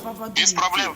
Все, давайте, когда подойдете? Эрназар мырза, суроо бериңизчи, эмнеге мындай детский нерселерин аралаштырып атат? Момча киши кыйналып жүрөт. Мен үчүн бунуку неме болуп атат, силер эмнеге аныкы бунуку детский деп атасыңар? Алмаз менен сүйлөшпөйм деп атат. Алмаз апам бир киши айтат, 89 киши кыйналып. Алмаз апамы тиги не состояние тиги до смерти жеткизди дейт. Биз Ооруду дейт. Два дольщика умерли, байке, два дольщика. Азыр канчада келесиз? Мен эмнеге талабын тартып атам? Мен наоборот сүйлөшпөй деле кетип калам. Экөөңөр менен тең сүйлөшпөйм. Экөөңөр менен тең сүйлөшпөй деле кетем да. Менин полномочиям эмес. Мен чече турган вопрос эмес. Бул укук коргоо органдары чече турган вопросу. Келесизби сиз? Бул кишиге тартып атасыз. Не деп тартып атам мен? Сиз бул кишиге тартып атпайсызбы? Не деп тартып атам? Байке, бул деген үй менин жалгыз үйүм, көп кишинин единственный жильёсу. 8 жылдан бери кире албай атабыз. Почему вы сейчас в его сторону говорите? Потому что он собственник земельного участка. Мейли, давайте, мен сүйлөшө албайм булар менен. Качан келесиз? Айтыңыз, качан келет? Койбой туруңуз. Жо, Манас мырза, салам алейкум. Мен Азыр суроо бере алмакчы, суроо. Качан келе аласыз? Бияка келе аласызбы? давай чакыргыла. Манас мырза. Байке, порядке. Мы от встречи никогда не отказывались, никогда. Просто о таких встречах же нужно заранее предупредить. Качан келе аласыз, айтсаңыз, качан келе аласыз? Качан, кайсы күнгө дейсиз мейли? Любое время, просто хотя бы часа за 2 предупреждайте. Ошо качан келе аласыз? Бүгүнбү? Бүгүн келе аласыз 2 сааттан кийин? Bir вопрос бересиңерби же? Байкеси. Да, можно, в принципе. Азыр 2 сааттан келем дейт. Күтөсүздөр?бү? Күтөсө келе берсеңиз, Манас мырза, биз күтүп туралы буякта. Эрназар Байке. Да, угуп атам. Ахвалын учитывать этесиз. Алло, угуп атам. Понедельник было бы удобнее. Понедельник давайте сделаем. Жок, отурула. Эгер понедельник келебиз, эч проблема жок. Хорошо, давайте понедельник. Во сколько? Канчадайсың ошонун точно убактын айтыңыз. Давайте часа в 4. Келе аласыңар? Понедельник 16:00 тогда в здании Минстроя встречаемся. Утром приезжай. Мы что, под твою дудку всю жизнь будем плясать, блин?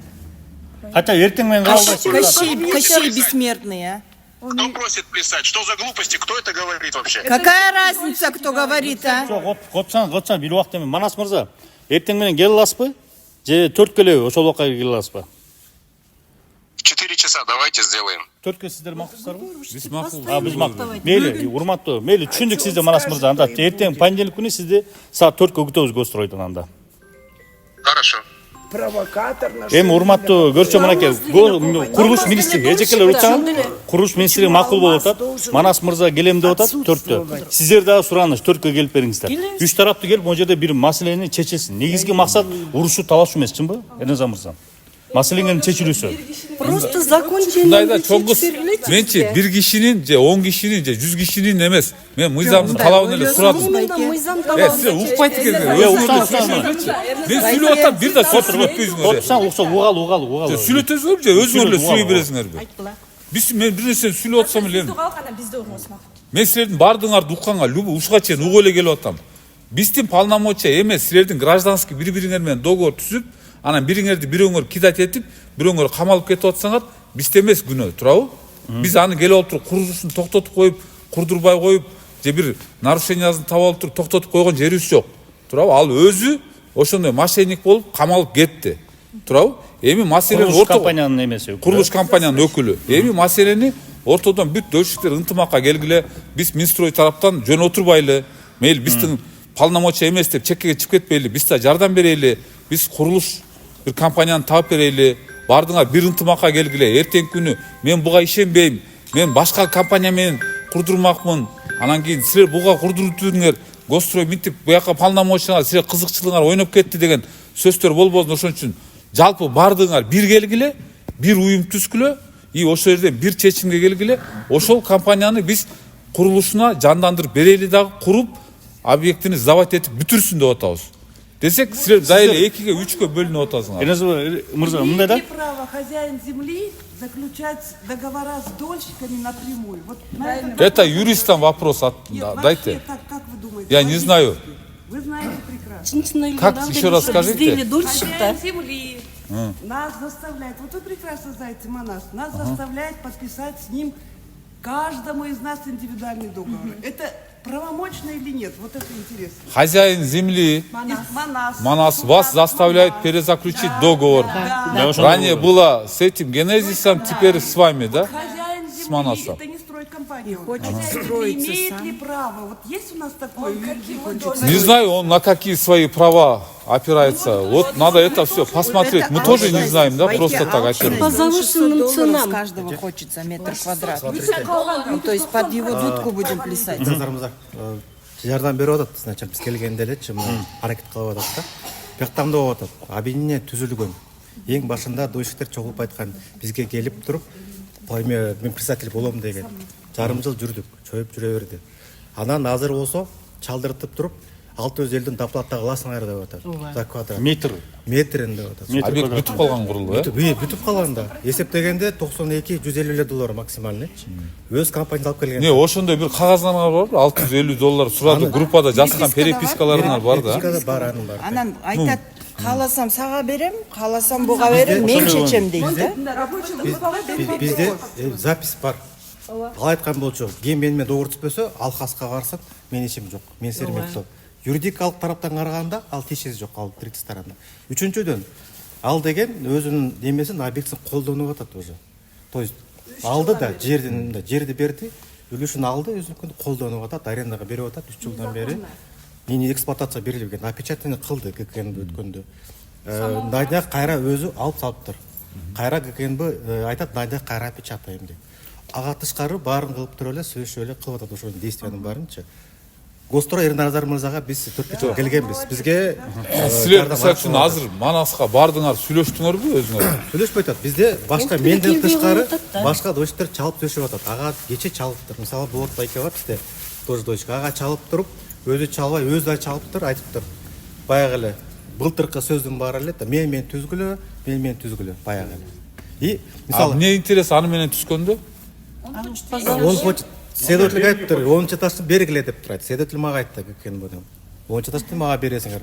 Мен жүргөндө, когда мы дружили якобы, когда мен ага чыкканда, алмаз мага квадратура керек деген дойчтар керек. Кантип башка дойчтарды алам десе, сен Робин Гуд болбо деп атпайбы. Эгер мында ниети чын болсо, биз аны бир да квадратына. Давайте ошону эртең эмнерге чакырабыз, понедельник күнү отурабыз, анан выяснять этебиз. Эрназар мырза, мындай бул курулуш министрлигичи ортодо буларга бир кепилдик болуп бере алабы? Тиги эгер мисалы эки жак бири-бирине келишим түзсө, ушундай кошулуп кетилбейбачы, курулуп кеткенге сиздер көзөмөлдө бере аласыңарбы? Ошондой укугуңар барбы? Эгер объект курулуп бүтүп калган болсо, дагы кошумча финансы каражаттары каралбай эле жөндөн эле финансы несине бирөөдөн бир нерсе сурамага элек турабы? Аны ошол жерден өздөрү дольщиктер өздөрү чечишет дагы, аны өздөрү киришет. Минстрой булардын жеке жактардын финансылык чарбачылыктарына киришкенге укугу жок. Бир билип коелу да. Анын биз силердин финансы буга $600 төлөр, буга $350 төлө же $200 төлө деп аны биз чечпейбиз. Аны ошон үчүн айтып атабыз. Бир коом чечкиле, бир коомго бир төрага койгула, и бир решениени принимать эткиле. Биз Гострой тараптан кайсы документтерин аягына чыгарып бериш керек. Биз бардыгын ал жагын акча төлөмдөрү жок эле бүтүрүп жардам берейли деп турабыз. Сиздер ошондо Гострой документ жактан жардам берели деп атасыздар. Ооба, документ жактан жардам. Анан ички жана өзүңөрдүн чарбачылыктарыңарда финансылык проблемаларды аны биз чечпейбиз. Аны өзүңөр жок, эми эки жакты элдештирүүгө, эки жак бири-биринен бир келишимге келтирүүгө бир аракетиңиздерди кылып атасыздар. Шуга чейин кылып келип атабыз, мынакей. Азыр деле өзүңүз көрдүңүз. Бияктан бир өзү бир нерсени сүйлөп атат, экинчиси экинчи нерсени сүйлөп атат. Ушундай эле азыр могу элдер келди. Булар элдер кеткенден кийин азыр тиги жарым эл келет. Алар бүттүгү мошенниктер дейт. Булар келет дагы аларды мошенник дейт. Ошондой да. Алар бири-бири менен ошон үчүн айтып атабыз. Мына бардыгы келсин, бир жерге отурушсун, бир жерден чечишсин. Биз бу жерде андай эчтекесин өзүбүздүн кызыкчылыгыбызды карабайбыз. Закон ченеминен бүттүрүп чыгып кетишти да. Мына законду сактабаган үчүн камалып кетти турабы. Законду сактабай ар кимди алдаган үчүн мына түрмөдө жатат. Мына фирмалар. Тут вопрос стоит, знаете, вот Султанов Манас. В нем же стоит вопрос, вы же прекрасно знаете. Вы к вам 1000 раз заходили, вы нам давали советы, вы сделаете вот так, вы сделаете вот так. Мы пойдем навстречу, мы так и идем, как этот человек нам говорит. Но та сторона же не идет, обвиняет нас. Вот давайте вот мы сейчас вот встречу назначили. Я поэтому задала вам вопрос. Имеет ли хозяин земли право заключать с каждым договор, строить дом? Если на это все дольщики... Есть у нас в Кыргызстане такие законы? Нет. Я в стране вообще не видела такого, чтобы хозяин земли заключал... У него вот такие условия. Хозяин земли должен с вами, вот Бочеринова, заключить с каждым из вас договор. Тот договор, который вы с Алхасом заключали, он сидит, спрашивайте у него. Значит, тот договор у нас выходит к черту, а его договор мы новый заключаем, как будто мы заново покупаем. А тем более он хозяин земли, он не стройкомпания, он и не дольщик, он расторг договор. Он не как дольщик, он не как хозяин земли, он не может с нас требовать с каждым индивидуально заключить договор. Барн 100%. Вот в этом вопрос. Вот мы этому человеку объясняем уважаемому. Он знает прекрасно. И опять говорит, я просто спрашиваю, законно, как чиновника, как государственного служителя, как будто он слуга народа. Он должен нам объяснять. Он знает законы лучше нас, прекрасно знает, на 100%. Почему тогда вот такие вертки туда-сюда, туда-сюда?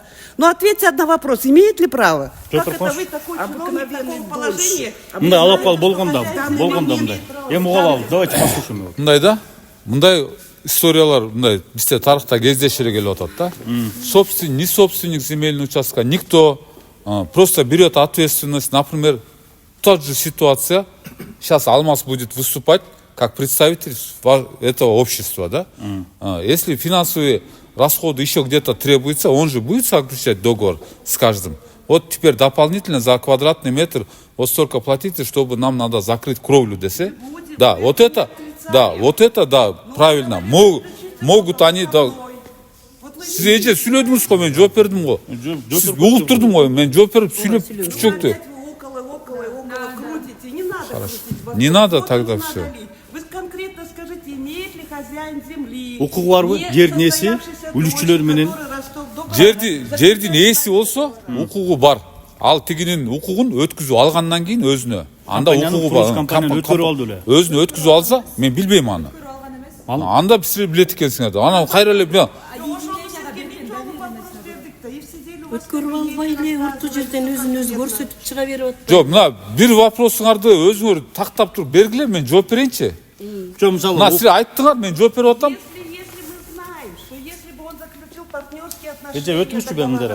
Если как партнер бы он заключил, я землю, ты услуги и привлекай доноров, инвесторов. Мы инвесторы, мы третье лицо. Тогда бы то, что говорит этот человек, тогда понятно. Но я поэтому говорю, он расторг договор долевого части. Он как дольщик, как мы дольщики, заключил договор. Ну, расторг. Он, да, только расторг договор, но не предъявил исковое заявление о возврате ему алхазом денег. Значит, он ждал, когда построится 5-й, 6-й этаж, когда госприемка будет этих этажей. Это сговор. Мы считаем, что тройной сговор между ними. Нас они хотят кинуть. Почему? Потому что он расторг договор, он даже не дольщик сейчас. Он не предъявил исковое заявление к алхазу, стройкомпании, чтобы за землю возвратить. Где-то в судебном иске там указывается сумма $800 тысяч. Он же должен был подать исковое заявление. Он не подал. Он ждал, когда достроится здание. И теперь он не хозяин земли. В госстрое написано, что стройкомпания там имеет долю. И красная книга красная книга у нас. И теперь он говорит нам, вот целый год, посмотрите, пожалуйста, его переписки. Заключите с Бочериновой договор.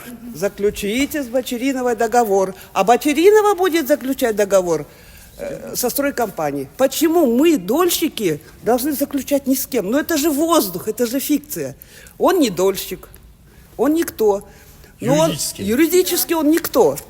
Но он пользуется уже 3-й год. 3 года уже пользуется. Швейный цех в недостроенном доме. Разве это правильно? Людей не пускают даже на стройку без каски, а он там швейный цех, 5 швейных цехов, там 5. Открыл и 3 года берет арендную плату. Мы уже писали, идут работы по проверке. Да, уже опечатали цеха. Они взяли, сняли и все. У нас КГНБ отпечатала все цеха его. Вот, дальше слушайте. И вот, посмотрите, тут строят. Все, вот так решим. Или что сейчас решать? Ана башка кандай решение? Сен өзүң айтпачы. Эжекелер, монт түрөлгендерден пайда жок да. Анда болсо, давайте, мынакей, өкүл айтып атат, биринчи күнү саат 4-тө ушул жерде жолугабыз, ушул жерде. Если не придет, все тогда анда барып милицияга кайрылабыз, бересиңер, болду, анда башка эмне кылабыз? Жардам бересиздер. Биз эмне кылып жардам берели? Канча жардам бересиздер анан? Силерге жардам бер деп келип атса кайра эле өзүңөр чечип атпайсызбы? Жок, эгер өздөрүңөр эгер Гострой чечпесе байке, Ерназар байке, түшүнөм сизди. Журналисттер менен элдер менен урушуп берип аябай эме болуп калыпсыз да. Элдерге жаман орой мамиле жасап калыпсыз да. Түшүнөм эми. Жанагыдан бери канчадан бери бренд хаус менен алышып берип өзүңүз дагы чарчап калган окшойсуз. Эми бул жерде эл келип атат да, биз деле келип атабыз. Сиз менен урушайын деген ниетибиз жок. Могу элкин чечип берип коелучу, булар эмне болуп келет? Жок, сиз ошону кантип чечип берели деп элестетип анан жол таппайсыз, мен билбейм ошону. Жок, менде жол, менде акча жок да, туурабы? Мен журналист, мен билбейм. Акча каралбаган мендечи. Жок, байке. Маселеңерди мен барып силер менен договор түзө албайм. Мен эгер чече алсам, чечмекмин бул элдерди. Мен чече албайм, мен журналистмин да. Элдер да билбей атат эмне кылышты. А сиздер айтып атасыз, это менин проблемам эмес. Чечип алалы деп. Не болду Руслан? Ассаламу алейкум, кандайсыз? Анан да биринчи күнү келип алып ушинтип ызылдап эле кетип калабызбы анан? келбейт ал, көрөсүңөрбү, келбейт. Ооба, ушул жерде эмне кайра звонттыңыз? Мейли келсин эже. Наоборот келсин, жооп берсин өзүнүн эмесине. Вот смотрите. Жок, биз жооп бере турган жагы, мисалы үчүн, мыйзамдуулук жагынан жооп берели, бүттүгүн силер алып келсеңер, договор түзсөңөр бир компания менен. Биз тиги компанияны жокко чыгарып, соттун чечимин алып келсеңер, биз ошону тиркеп туруп тигини реестриге коюп берели дагы, үйүңөрдү эксплуатация кабыл алып берели. Любой бизге ким компания не болот, не коет, аны биз чече албайбыз. Биз булардын укугуна кирише албайбыз. Туурабы? Эчтекесин чечип андай кылып кете албайбыз. Биз любой силердин алып келген чечимдерге биз макул болуп берели. Бирок чечим жалпы ортодон чыксын деп атабыз. Эртең күн ошол отурайлы дагы саат 4-тө чечимди ортодон чыгарайлы. Биз аралашпайбыз. Силер мына өзүңөр биз ортодо баягы мындай неме болуп калыс болуп туруп берели. А тиги Манас, Алмаз баардыгыңар келгиле дагы ушул жерден отурай сүйлөшөлү да ушундай кылайлы. Маселе сен тияка тартып, бияка тартып, баардыгыңар мынча акча иштеп калам, анан бу жерден квадрат эметип калган деген понятияңардан алыс кеткиле. Бу жерден эч ким бир тиын акча иштей албайт. Иштеген учурда деле азыркы заман көрүп атасыңар. Кыңыр иш 40 жылда билинет. Бирөөңөр лишний бир тиын бир жерден иштеген болсоңор, эртең мыйзам чегинде жооп бересиңер. Ошон үчүн мына жерде баардыгын ачык айкын коелу, кимдин канча долясы бар, кимдин канча карызы бар. Дальше карызын төлөй тургандар төлөп, лифти кое тургандар лифти койсун, благоустройствону жасай тургандар благоустройствону жасайсың, бүт эле иштер бүтүрсүн. Биз ошого бир компанияны Алхасты, например, общество бардыгы биригип алып туруп, бар туруп Алхастын компаниясынын өзүнө правасын өткүзүп алып туруп келсе, биз ошолорду признавать этели да, ошолорго актоводаны колуна карматайлы. Башка бизде эч кандай жардам жок.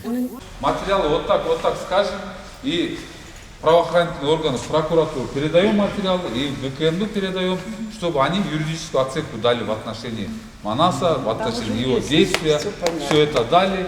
И как дальше будете решать, это ваше общество, вы должны решать. Все. Мен сразу жооп берип коеюн. Эмне үчүн Манас келбейт дегенде мен айттым. Анткени Манас мага ушинтип айтты деп айтып туурабы.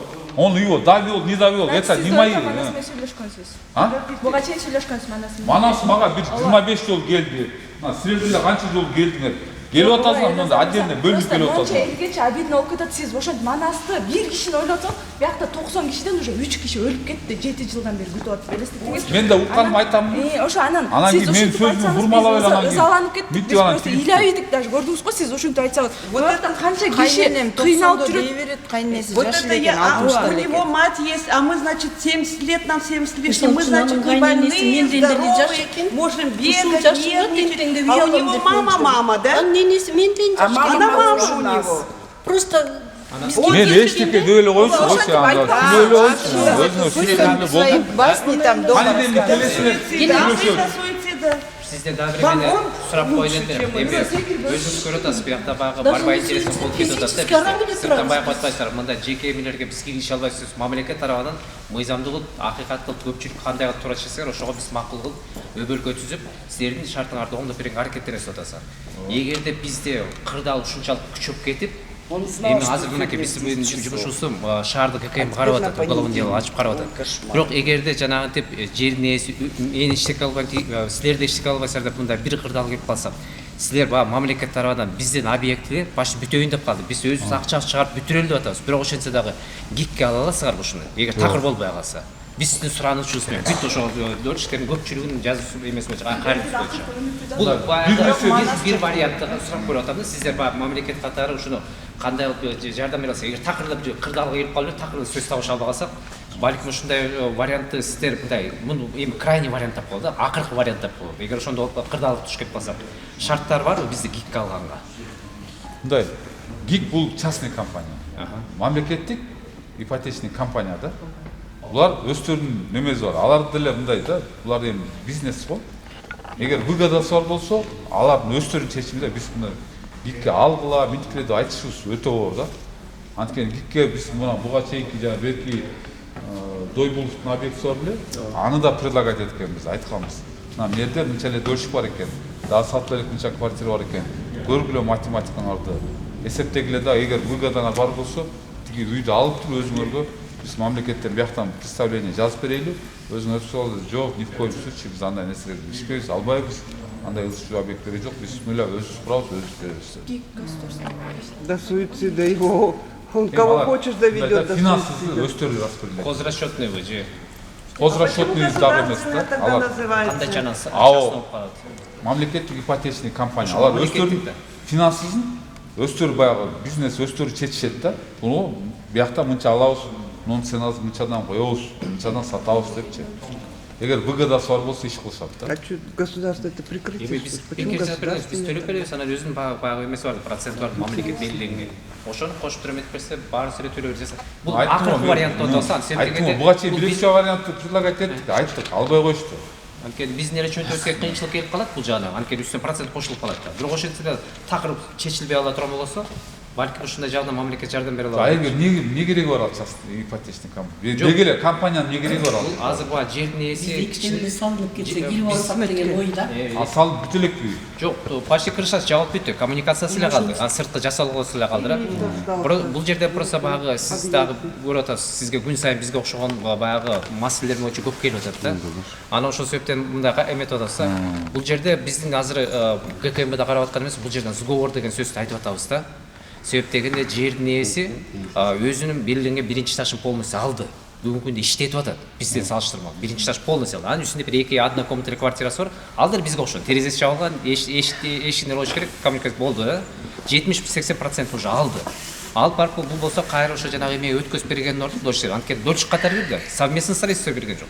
Бул болсо кайра бетке тап, мен эчтеке алган жокмун деп тирешип атат. Бул алкас болсо өз убагында көпчүлүк адамдарды болсо эртең госрегистрация деп эч кимди киргизип койгон. Сотко да чакырбай койгон. Азыр бирөөңөрдүн да немеңе дудуңар госрегистрация катталбаган бар. Жок, 48 кишиники бар. 2 кишиники жок. Жок, кишиники Бул жок. 6-чы этажда эко А договор еще, расторгать представляете, эткен. Анан парковочный 6-чы подвал этаждан и кийин зданию. бул алкас Просто сала берген. так. Исмаилов Хотя Манас это на эч него кандай не препятствие кылган эмес. 10-чы этажга чейин салынып калды ошо жылдан бери. Крышасы жапканда. Да, түшүнөсүз. 6-чы этаждан 10-чы этажга чейин алкас сала берген. Подарок поставил просто и все. А Манас болсо эч кандай препятствие кылган эмес. Экспертизанын абелерин баары договордо түрдөчү. ошондо Манас ака келген эмес болчу да, алкас келчи. Анан бул оюнда баягы алкас отуруп калганда, чыккандан кийин түрмө чыкканда бул соттун чечими менен уткан экен. Болду, бул жерде 42 госрегистр катталган экен. Мен буну жок кылышым керек деп туруп госрегистрге барган экен. Манас барганда айткан экен, ушундай мен үчүнчү сторона. Үчүнчү сторонан мен жок кылып биякта госрегистр жок, биякта үчүнчү сторона бар. Эчтеке кыла албайсыз деген ошондо. Мисалы мен катталган госрегистр барымда 42 адам катталган, 48 адам госрегистр жок да. Ошону билгенде эмне кыларын билбей калган. Анан биз өзүбүзгө кошулуп чогулартып ушул убакка чейин чоюп жүрдү. Анан бул алкас чыккандан кийин бизге препятствие болгон жок. Алкас сен жакшысың деп алдап келген булчу. Бүтүгүн бүтүрүп алгандан 10 жашка келгенден кийин уже бул мен ошо 6 жаш болуп турган жашаган болчумун да. До конца Манасты мен тааныбайм. Анан уже бир жылдан кийин эле пайда болуп баштады. Үй бүтүп куша бүткөндөн кийин биз менен договор түзсөңөр, Азыр силер мисалы үчүн договор түзсөңөр биз менен. Договор түзсөңөр, индивидуально мен түзсөм, эң биринчи жакпаган адамдар жок кылат. Мисалы мен жок кылат биринчи. Ушундай да бул. Госрегистр генесисти жок кылат. Өзү сайт компания алып коет. Баягы келишимде бар экен да. 1000 сом төлөй койсоң, в одном порядке жок кылып салат да. Жараксыз кылып салат да. Бул менен отдельно Буга мен ишенбейм. договор түзгөндө биз жана 48 киши полностью госрегистрден жок болуп кетебиз. Биздин акыбыз жок. Эч кандай. Бул ошону каалап жүрөт. Бул үйгө кошулуубуз жок. Бул потому что бунун ою мындай болгондо договорду расторгать эткенде. Сен ошо 48 бетти жана ДДУ катталбагандардын өзүнүн квитанциялары колдорунда бар. Бар. Анан муну дагы эмеси баягы мен таймдык ушул болуп атат. Мынакей сөзүбүз байкап атасызбы? Манас постоянно бүт жерге келет. Алкас жанагы строй компания баштаса. Жердин ээси ушул деп айткан. Жердин ээси ушул деп. А бирок баягы сокрытие доходов сыяктуу кылып туруп кайнеси оформлеп аткан. Кайнеси менен чал десе, кайнебиз болсо биз аябай картайып калып ооруганда көрсө жаш эле деме экен. 64 Анан 90'da da başında. следователь Из айтты. машины не может выйти деп. Следователь айтты, Манас менен сүйлөшпөйсүздөр. Себептен Манастын прецеденти бар экен. Буга чейин уголовный делосы бар экен. Ушинтип бир жерди алдап сатып, кайра 123 миң сом бербей ошо мен жаап салган деген Верховный сотко жеткен уголовный делосы бар экен. Сен бия 123 миң. Сен бияка катышпайсың, киришпейсиң деп. Ал энесине кайнесе чалса, кайнесе со мен ооруп атам деп туруп бир эртеси айтып, мен балдарым ортат, менин балам менен сүйлөшөсүңөр деп, баласы эчтеке чечип, өзү түшүнбөй турат, эмнени чечеримди. Аягында эле кайра келип манас келбей орчол келди. Бул жерде мындай көп мындай кыңыр иштер бар да, биздин эмне себептен ушунча ызылдап атканы ушунда да. Сиздер туура түшүнүңүздөр. Себептен бул жерде мындай бизде алдамчылык, көз боёмчулук жерлер бар да. Анан айлабыз кеткенден үйүбүздөн, жерибизден айрылып калбайлы деген эле баягы биздин аракетибиз. Мен колуман келбейт ант. Жериңерди алып бирөөгө берип коюп бүт койгон. Ал мен ал маселени баары чече албайм анчалык деңгээлдечи. Баары буну ал ошол уровеньге барганда азыр мынакей көрүп атасыңар, өзүңөр айтып атасыңар. 48 дольщик зарегистрирован, не зарегистрирован, 42 зарегистрирован. Эртең бул в любом случае чыкканда деле азыр мисалы үчүн башка объекттердин бренд хаустукун көрүп келатпайбы?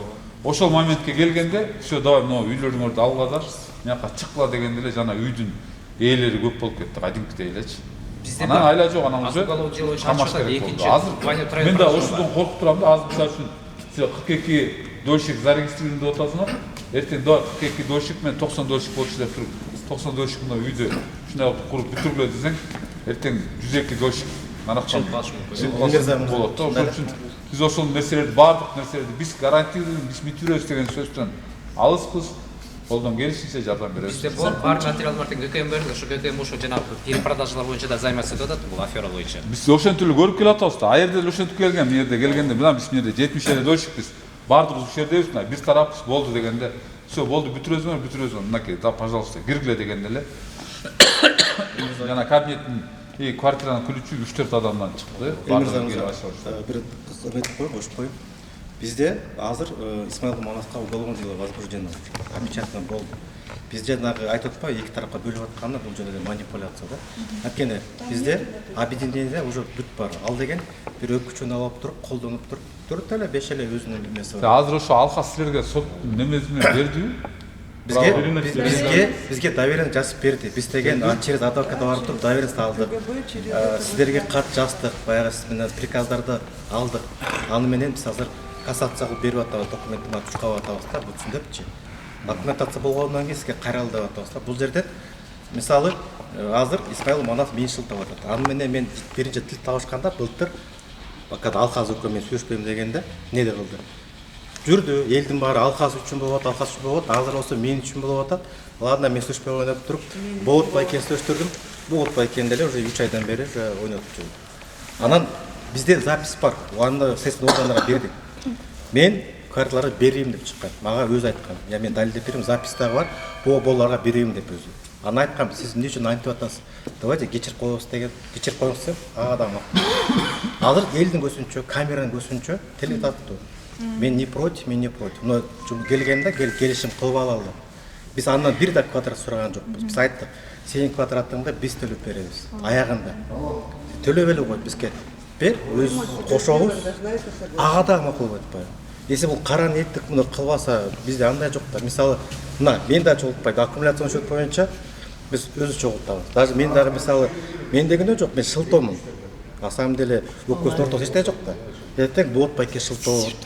Алка шылтоо болду. Андан кийин айтты, бул 5 дольщик үчүн сотто 3 инстанция утуп алган да. Азыр ошо болуп атат да ситуация. Эртең азыр келсе, биринчи күнү келсе, бизге деле жакшы ошондо. Аяктан деле келишим келбей калыш. Аяктан таттуу сөздөр чыгат. Кагаз түрүнө келгенде келем келишип көргөндө дагы чөбөлөт. Былтыр ошондой болду. Октябрь айында былтыр нотариуска барганда эртең подпись деп туруп, аякта почти 50-60 дольщиктер чогулган. Эртеси кайра шылтоо кылып туруп, мени чакырып туруп, өзүнүн юристин алып келип туруп, баш тартып койгон да. Можно сказать? Вот вы спрашиваете, какой интерес у Манасова вот так конфликтовать. Я скажу, потому что он заключил договор, вот это самое, зафиксируйте, пожалуйста. Он заключил договор долевого участия. Вместо земли он получил свои квадраты, правильно? Потом он только в гражданском порядке расторг договор долевого участия. Допустим, я вместо своей квартиры отдала 3 машины. Он, например, вместо своей земли взял квартиру. Правильно? Я взяла однокомнатную, отдала машины. Я расторгла договор, но я не являюсь хозяйкой. Правильно? И машин, и квартиры.